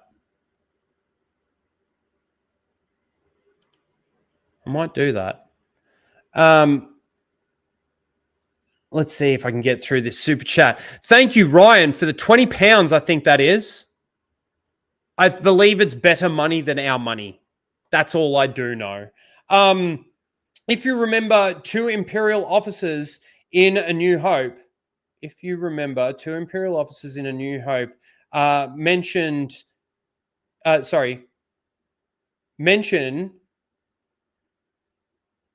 concern for sympathy being generated for the rebellion. Yep. That's why the Empire had to tread carefully with Gorman. The Emperor still needed allies. No. I get that. And I will say this, that like I said, the writing in the show and what they did and the way that this slots into Disney canon, fine. Completely fine. I've got my own issues with it in regards to what they did with basically the expanded universe and the expanded universe parts of what we know and what we now see. My problems are also what they did with Mon Mothma and Bail Organa. I have major problems with the jangling keys of certain things, mainly in Luthen's store. As much as people want to say, if I ignore that, that doesn't affect the writing and, the way that the characters act and all of this kind of thing, 100%. But to me, it's the same thing as the lightsaber's red, So, yeah, I get it. I get what they did and I understand it. And I think that it's fine. But, when I think about it in the Star Wars galaxy and stuff like that, that's where I start to think maybe they just didn't think about this enough. You think about it. When we go to Tatooine, right? We've seen, and even if you want to add in like Boba Fett, which I fucking hate, but you want to add that in there, like we've got the ports where ships come in and out and everything like that. You've got different essentially villages and stuff, and it was the same thing in the Obi-Wan Kenobi book, where Obi-Wan resides, and instead of having to go into Mos Eisley all the time or Mos Espa or any of those places, he comes to this place. Like, that's a fleshed out planet. across the planet. Then you got where the Tuscans go and where the Tuscans reside and all of that sort of thing. You've got the racetrack, you know. Whereas, yeah, okay, world building. The establishing shot of Gorman is the entirety of the city. Any interior shots of of that entire city that we see is literally down to a courtyard, which has everything that you need in the courtyard, and you know, it's actually funny too when I think about it. The Imperials were building something that overshadowed that, but then when you look at the establishing shot of Gorman, you don't see the Imperial Tower going up. Or do you? And I just haven't noticed. Thank you, Ryan, for the 20 bones. I appreciate that. And E. Clay Thomason comes through with 5 gifted memberships. Thank you to both of you. Really appreciate that. Fucking really appreciate it. They came bounding over. Fuck off! Fuck off! Disney! You fucking cunt! All right, let's just take a look here for a second. Let me go back to that image that we had of Gorman.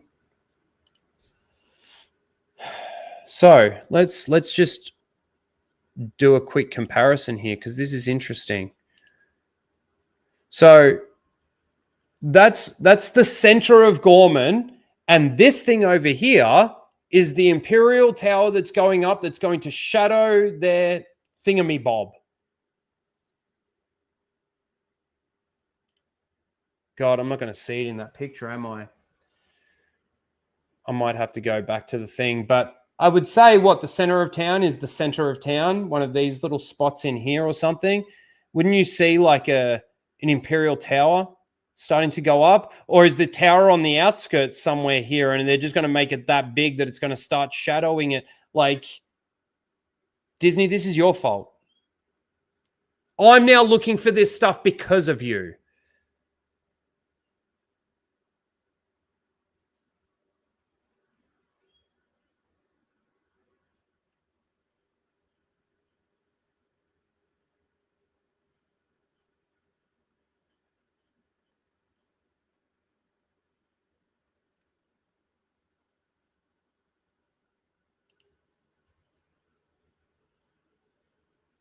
There's one of the establishing shots. There's the Imperial Tower. Surely you'd see that on the external shot. Anyway. Nitpicks, ladies and gentlemen. It's all just nitpicking.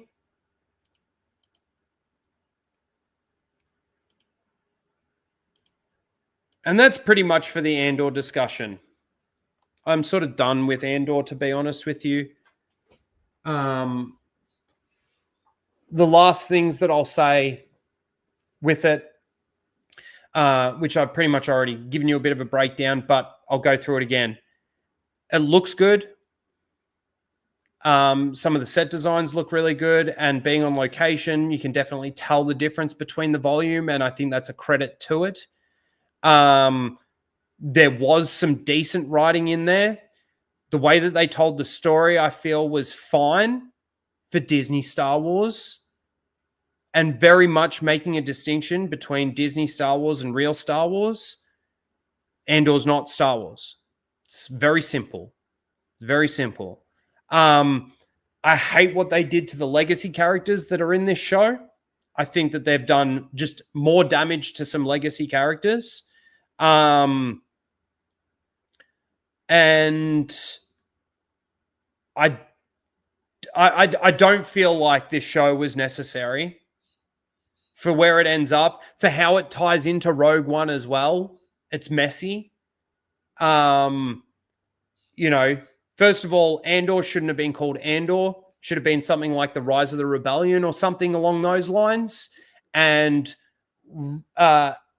maybe that might have helped Rogue One a little bit, because Andor's a back seat character in Rogue One, really. It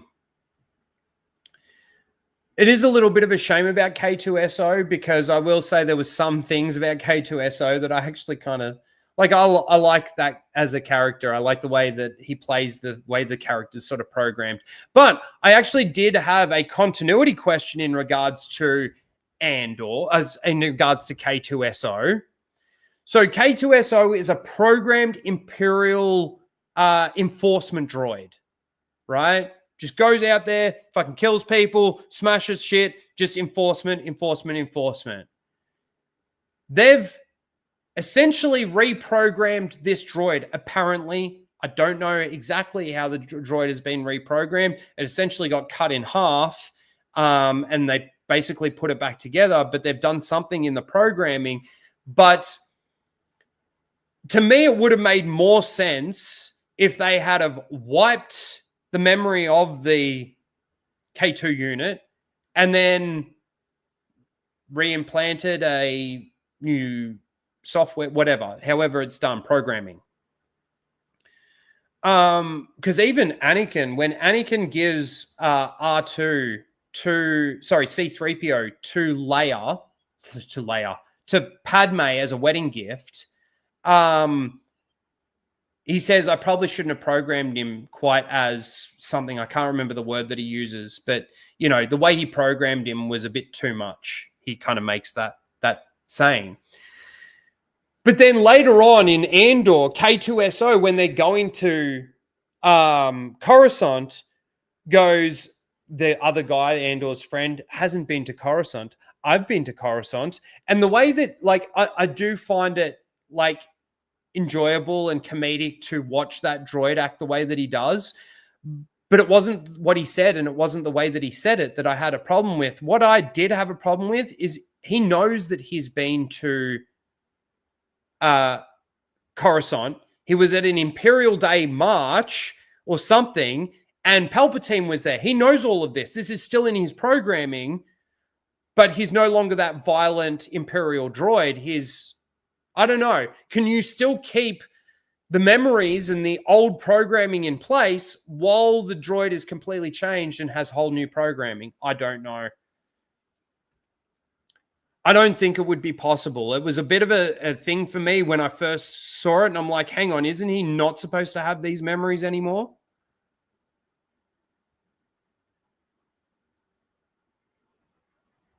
Shouldn't he not have the memories of being there on an Imperial Day? And you don't see why not? Well, it's a programmed droid, so that's why I do see a problem with it.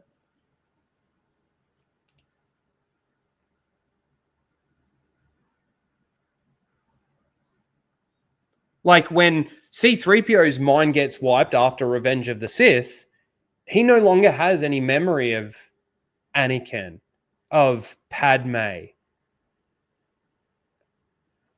Like it's the memories are gone, but the programming stays in place. That's how they did it with him.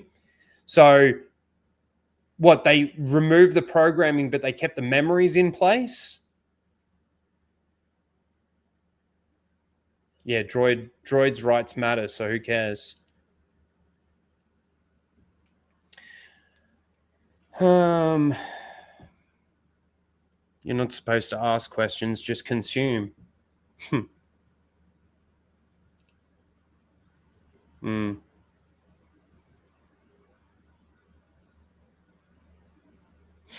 Anyway, this came up. We'll just quickly touch on this because I thought this was interesting. Ryan Johnson says he wouldn't rule out directing another Star Wars movie in the future. If I get back in the Star Wars universe someday, I'd be the happiest person. Ryan, dude, for years, you with that round fucking head of yours was still saying that you were working on your trilogy. What happened? What happened to your trilogy, Ryan?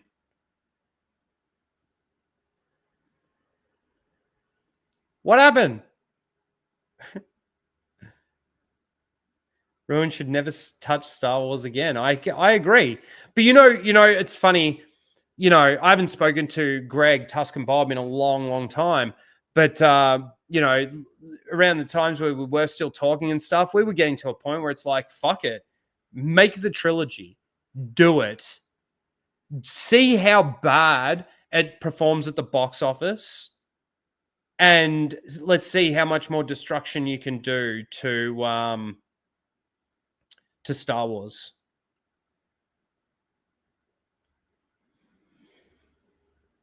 Time for another Knights of Melbourne vid on Ruin Roundhead. Yeah.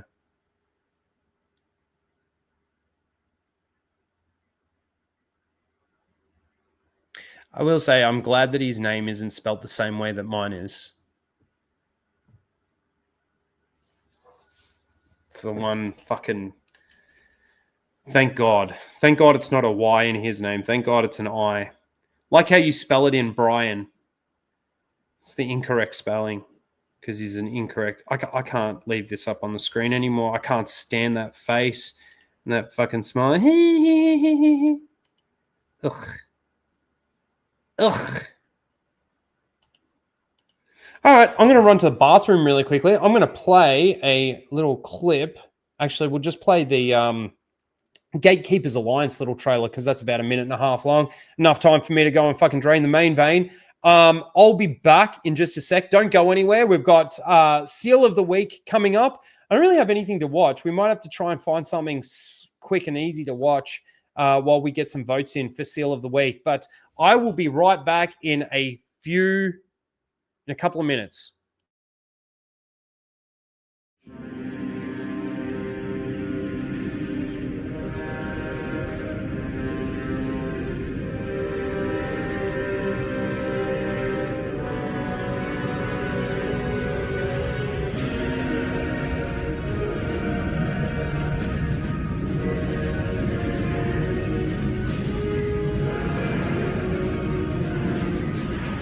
You either want Disney Star Wars to fail, or you don't. Sometimes people just need some space.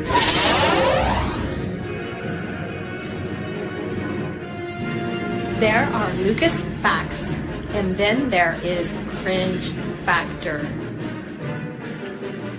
Explore the adherence to canon, continuity, and lore.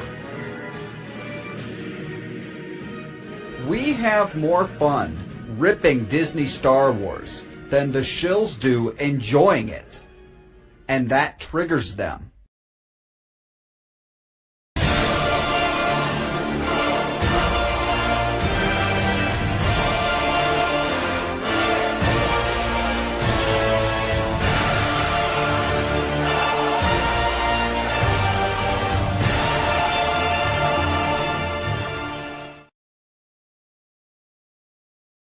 How's that? It was pretty much perfectly timed.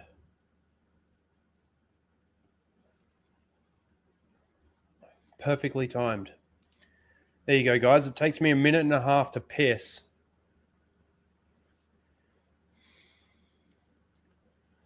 Why are you gay?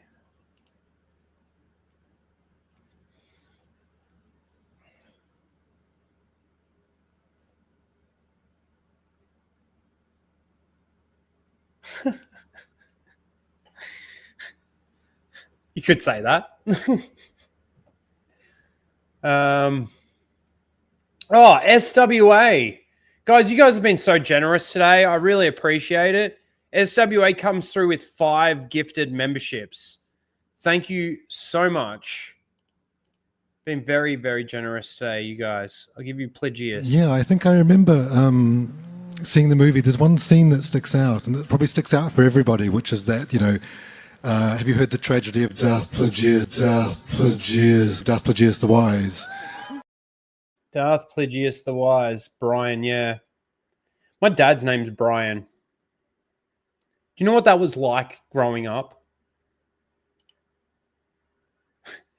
My name's Ryan. My dad's name's Brian. I've spoken to my parents about it, and they said that they didn't even really think about it. They just liked the name Ryan. So they named me Ryan. But then growing up, like my mum would call out to like my dad and I'd answer her. So she'd be like, Brian. I'd be like, yeah. She's like, no, your dad. Or vice versa. She'd go, Ryan, and my dad would go, yeah. And he's like, nah, your son. It was a nightmare. Wasn't that bad. But, yeah, that is the incorrect way of spelling Brian.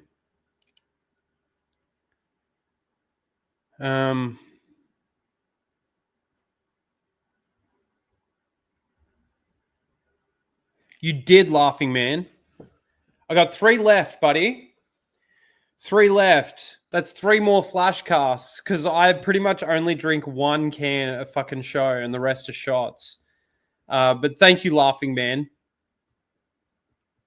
Thank you for sending him the super chat. Although the super chat pretty much paid for it, which he paid for. So I appreciate it. It's a bit of fun. I hate it though. Foster's is so fucking bad. I can't even begin to tell you. It's fucking horrible. So fucking horrible. All right, guys, let's do Seal of the Week. And we'll see what we've got. Where's my shit here?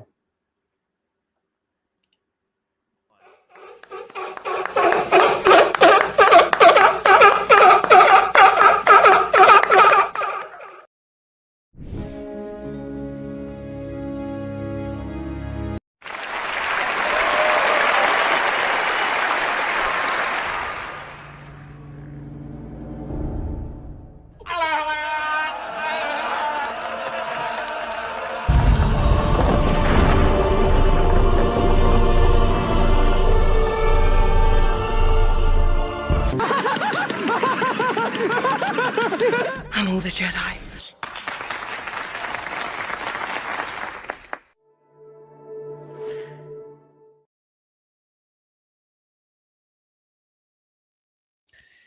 The Seal of the Week. Who have we got? I'm glad we're getting some seal clapping emojis in the chat. Thank you, guys. Seal clap that like button. That's what we're going to start saying from now on. What up, Rhino? What up, Sin? How you doing? Good to see you. All right, nominee number 1 for this week. Yes, Australian beer is horrible. Not all Australian beer, but like fucking Foster's, VB, like they're all pretty bad. Melbourne Bitter, Triple X, pretty bad. Pretty bad, pretty bad, pretty bad. So yes, nominee number 1. Commander Bron Titus? I don't know, something like that. Says spoilers. Which one is Cassian Jr.? So this is like when all the ships show up in what is it? Rise of Palpatine. Which one? Which one is Cassian Jr. in? I've got a prediction on Cassian Jr. I don't know. I don't know if it's been announced whether or not it's a boy or a girl. But you know what's going to happen? They're going to introduce this character again in something like The Mandalorian and Grogu, or the Rey movie, or something like that. And throughout the entirety of the movie, they will be called by their first name, right? They will be called by their first name, and it'll be a bit like Rey, like, what's your lineage? What's your lineage? They're going to make, but they're not even going to necessarily make it so prevalent on the character that we really want to know, right? It's going to be a surprise that comes like at the end of the movie or something where they go, oh, hey, Boris Andor.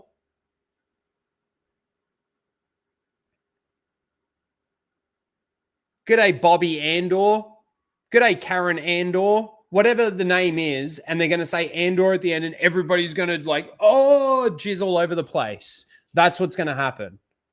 Mark my words. Ryan was able to pick the fact that they were going to do that scene at the end and have Cassian have a kid and all of that sort of shit, right? But now my prediction, now that that's happened, is that they're going to basically try and fool everyone by not telling the person's last name. Yeah, Solo Andor. But yeah, that's what I think they're going to do. Doug says, thanks for the gifted memberships, friends. Thank you. Thank you. Thank SWA, or who else do we have gift memberships today? We've had a few of you, which is fucking amazing. I thank you, all of you, so very much. SWA could have been. E. Clay Thomason, it could have been. John Gets Gaming. Could have been Gabriel Knight. Could have been any of them. But thank you. People sending super chats. So nice. It really is. It really is. For a channel like mine that's just small, and I obviously haven't been doing a lot on it, you know, I'm just trying to be consistent with at least streaming, giving you guys some content, giving you guys something to watch, while also obviously giving you my views on Star Wars and stuff. But yeah, appreciate all of you for the support that you do give. Moving right along to our good friend Dan. Says no more Andor this week. So tonight I'm going to be another one of my favorite, I'm going to watch maybe, another one of my favorite Star Wars shows. Star Wars Resistance is one of your favorite Star Wars shows? Dan? Some Stargate streams would be good. They would be, wouldn't they, Blake? So that's nominee number 2, our good friend Dan. Fucking weird. Weird. Foster's is not Australian. The funny thing is it is. It even says on the can, made in Australia. I didn't think it was. I honestly didn't think it was. But hang on. There's no point in me turning the camera off. I'm just going over here. See. Oh, it's actually the biggest, boldest letters where the ingredients are, in fact. Oh, you might not be able to focus on it properly. Right there, it says, made in Australia. Horrible. Horrible. How many cans have I got left? 3. Full screen. Hey, that's a fucking great idea, isn't it? Fucking stupid am I. You probably still can't see it. But yeah, it does say right there, made in... If I zoom, go back a bit, there you can kind of see it there. Made in Australia. It's so bad we can't even export it. What a shame. Yeah, I know. All right, so that's nominee number 2. Nominee number 3 is Brooks. Had a few nominations in the past. I think I always check to see because they've got the flag, so I always check to see if there's pronouns in bio. Thank you for saving the galaxy, Claire. And last but not least, we've got Sawyer this week. Sawyerism. Sawyer loves Star Wars. Does she still have pronouns? No, she's completely got rid of her bio. Or maybe it's because I'm blocked. That's what it is. It's because I'm blocked, so I can only see the tweets, and that's about it. I will not be sharing my tier list because the Acolyte and the Rise of Palpatine will be in S tier, and no one is ready for that conversation. Yeah, that's true. Nobody will ever be ready for that conversation because it's delusion to think that both of those movies, especially the Acolyte, but even the Rise of Palpatine are S tier. S tier. There you go. There are your 4 nominees for this week. Let's get the poll in the chat. Shilsby weird. Wild. Yeah. Weird too. Seal of the week.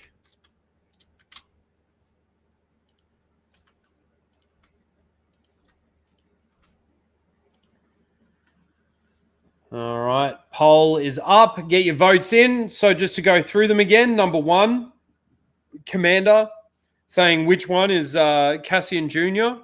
We got Dan, who's going to go and watch Star Wars Resistance, which is one of his favorite Star Wars shows because there's no more Andor. We got Brooks thanking Clea for saving the galaxy, and we got Sawyerism saying that she's not going to do a tier list because, you know, the ones that she's going to put in S tier are fucking pathetic, and she'll fucking get roasted for it. Your good friend? Yeah, my good friend.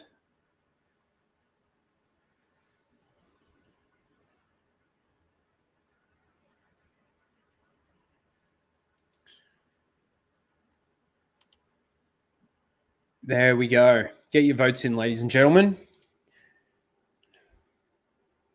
Get your votes in.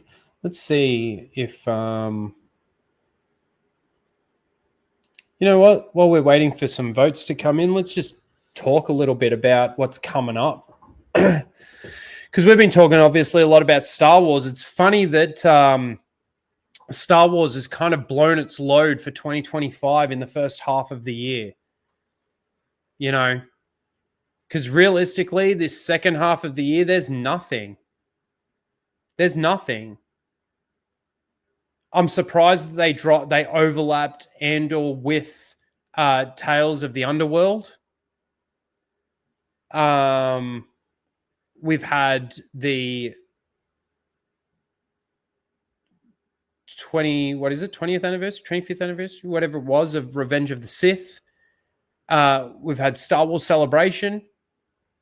Like everything that they've done for Star Wars, they've blown their load. There's nothing for the second half of the year. Is there Visions? Visions something maybe? But that's like a nothing. No one cares about Visions. You missed it. I'll just pick a number. Yeah, I can go through it again. We can go through them again. You may have already picked a number by now, but nominee number 1 is Commander basically saying which one is Cassian Jr.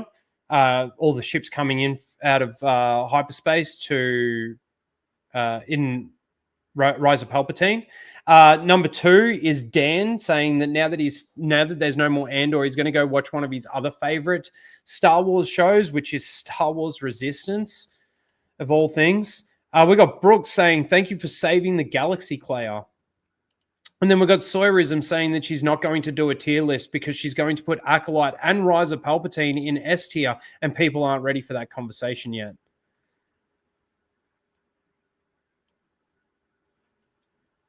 Get your votes in. Get them in.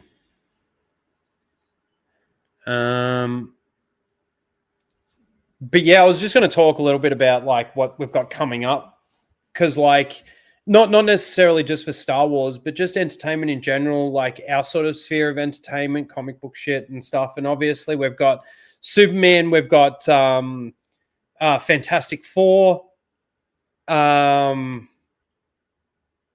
leading up into Doomsday, which we won't really go into that because we've really got Fantastic Four and Superman coming, right? After what I'm seeing and everything, I really do find it hard now. And I sort of throw this back at Disney again. And not just Disney, some of the other studios as well. But, you know, I've seen it predominantly with Disney. But this is all your fault, guys. You have turned fans of these IPs so far away. You've pushed them away. You've pushed them out. You've said that they're not making this shit for you. When people do end up watching your garbage and having criticisms for it, all your rebuttal is that they're racist, sexist, misogynistic pigs living in their mama's basements instead of actually opening your ears, you know, and listening for once. You know, there are some people that are out there that are still listening, you know. The biggest one I would say would be fucking a nothing burger, which is Sonic the Hedgehog. You know.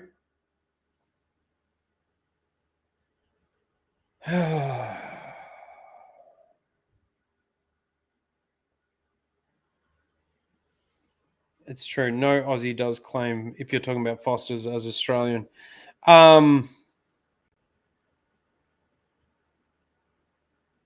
Oh, isn't there a Darth Maul show coming? I don't think it's this year, though, is it? What do they call it? Shadow Lord. Shadow Hunter? Shadow Lord? Maul. Shadow Lord.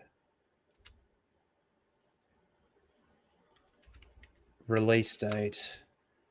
2026, that's all it says. So yeah, it's not even this year.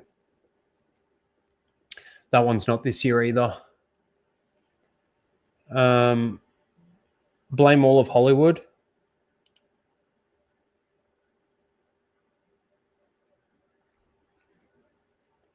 But yeah, Fantastic Four, man. I just like Pedro Pascal. I just can't stand him. I hate him so much. And just from what we've seen and heard, is just female Silver Surfer and hey, say hi, Charles. Say hi to the chat.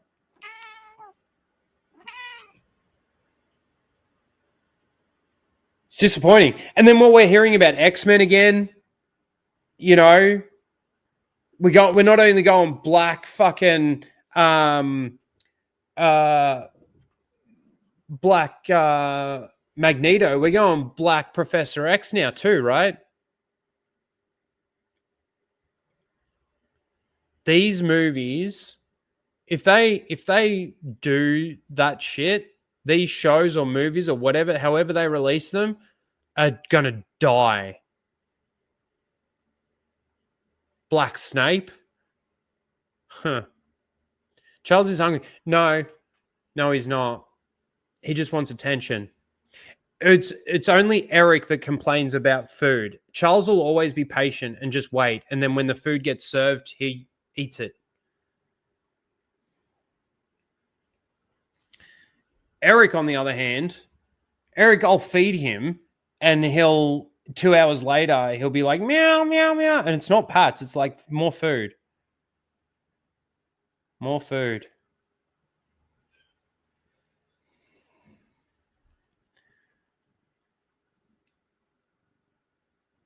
Superman. I don't have much hope for Superman, though, either, to be honest with you. For me, Superman is actually a little bit harder because I'm more a Marvel guy. And I kind of think, from what I've seen in the trailer for Superman, it almost looks like they're trying to do almost Avengers style sort of movie with all these characters that are in there, all these different heroes or anti-villain. I don't know what a lot of them are. But introducing them all like that is, I don't know. I still think the way that the MCU did it is the best way to do it. You do your individual, almost your origin stories for each character, and then they evolve and they move forward, and they move forward in the same universe and the same things. And then sometimes you bring them together, and then sometimes they've got their separate stories. The hard thing sometimes, though, is with the separate stories is it's like, oh, if you just have had this person there, this would have been able to be resolved easily. And you're friends with this person, why couldn't they be there in that instance? You've almost got to write them out, find an excuse, find a justification in story to write them out of it, you know?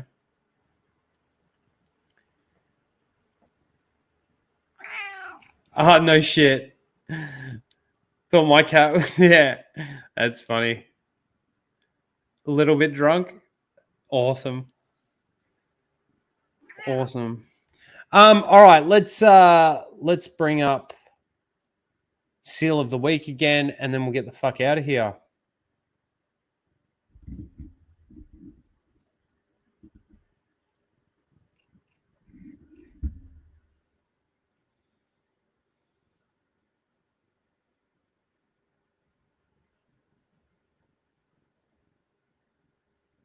Trump level ambush. What? You're obviously on a delay.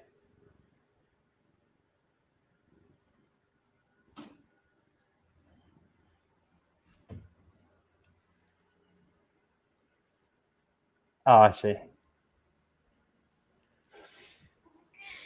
Thunderbolts was great, Rhino. Have faith in Kevin. I don't think so. Guys, once we're finished here, you can go over to the Jack Show. Whose channel is that on right now? They are doing it on John's channel this week. Anna's not on there. Was she on earlier? No, it doesn't look like it. Charles was just licking my arm. Did you see that? All right, let's settle the poll.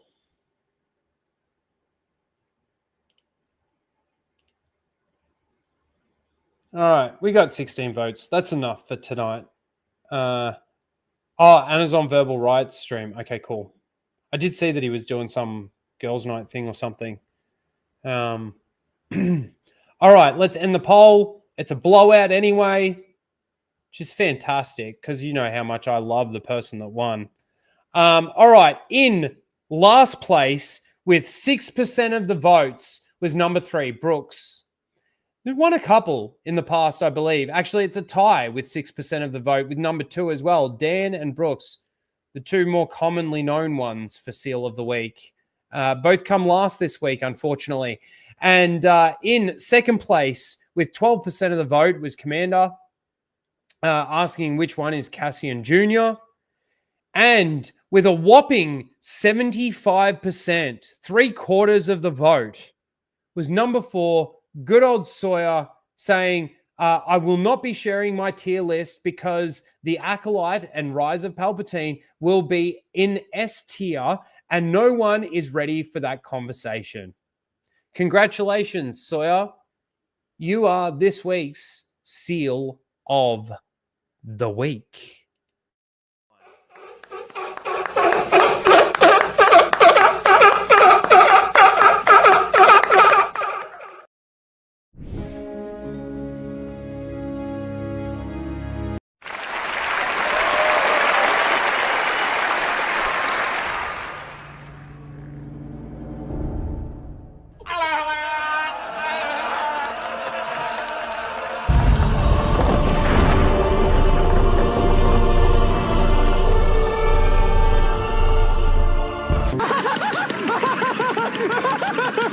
I'm all the Jedi.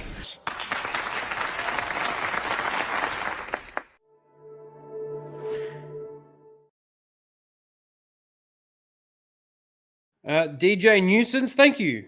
First timer. Please, if you are new here, subscribe, smash the like button, all of that good shit. You can go back and watch some videos. If I can make any recommendations, it would be my scripted videos. Are way better than me just fucking talking shit. That's it. We're all done for this week's Casual Rage.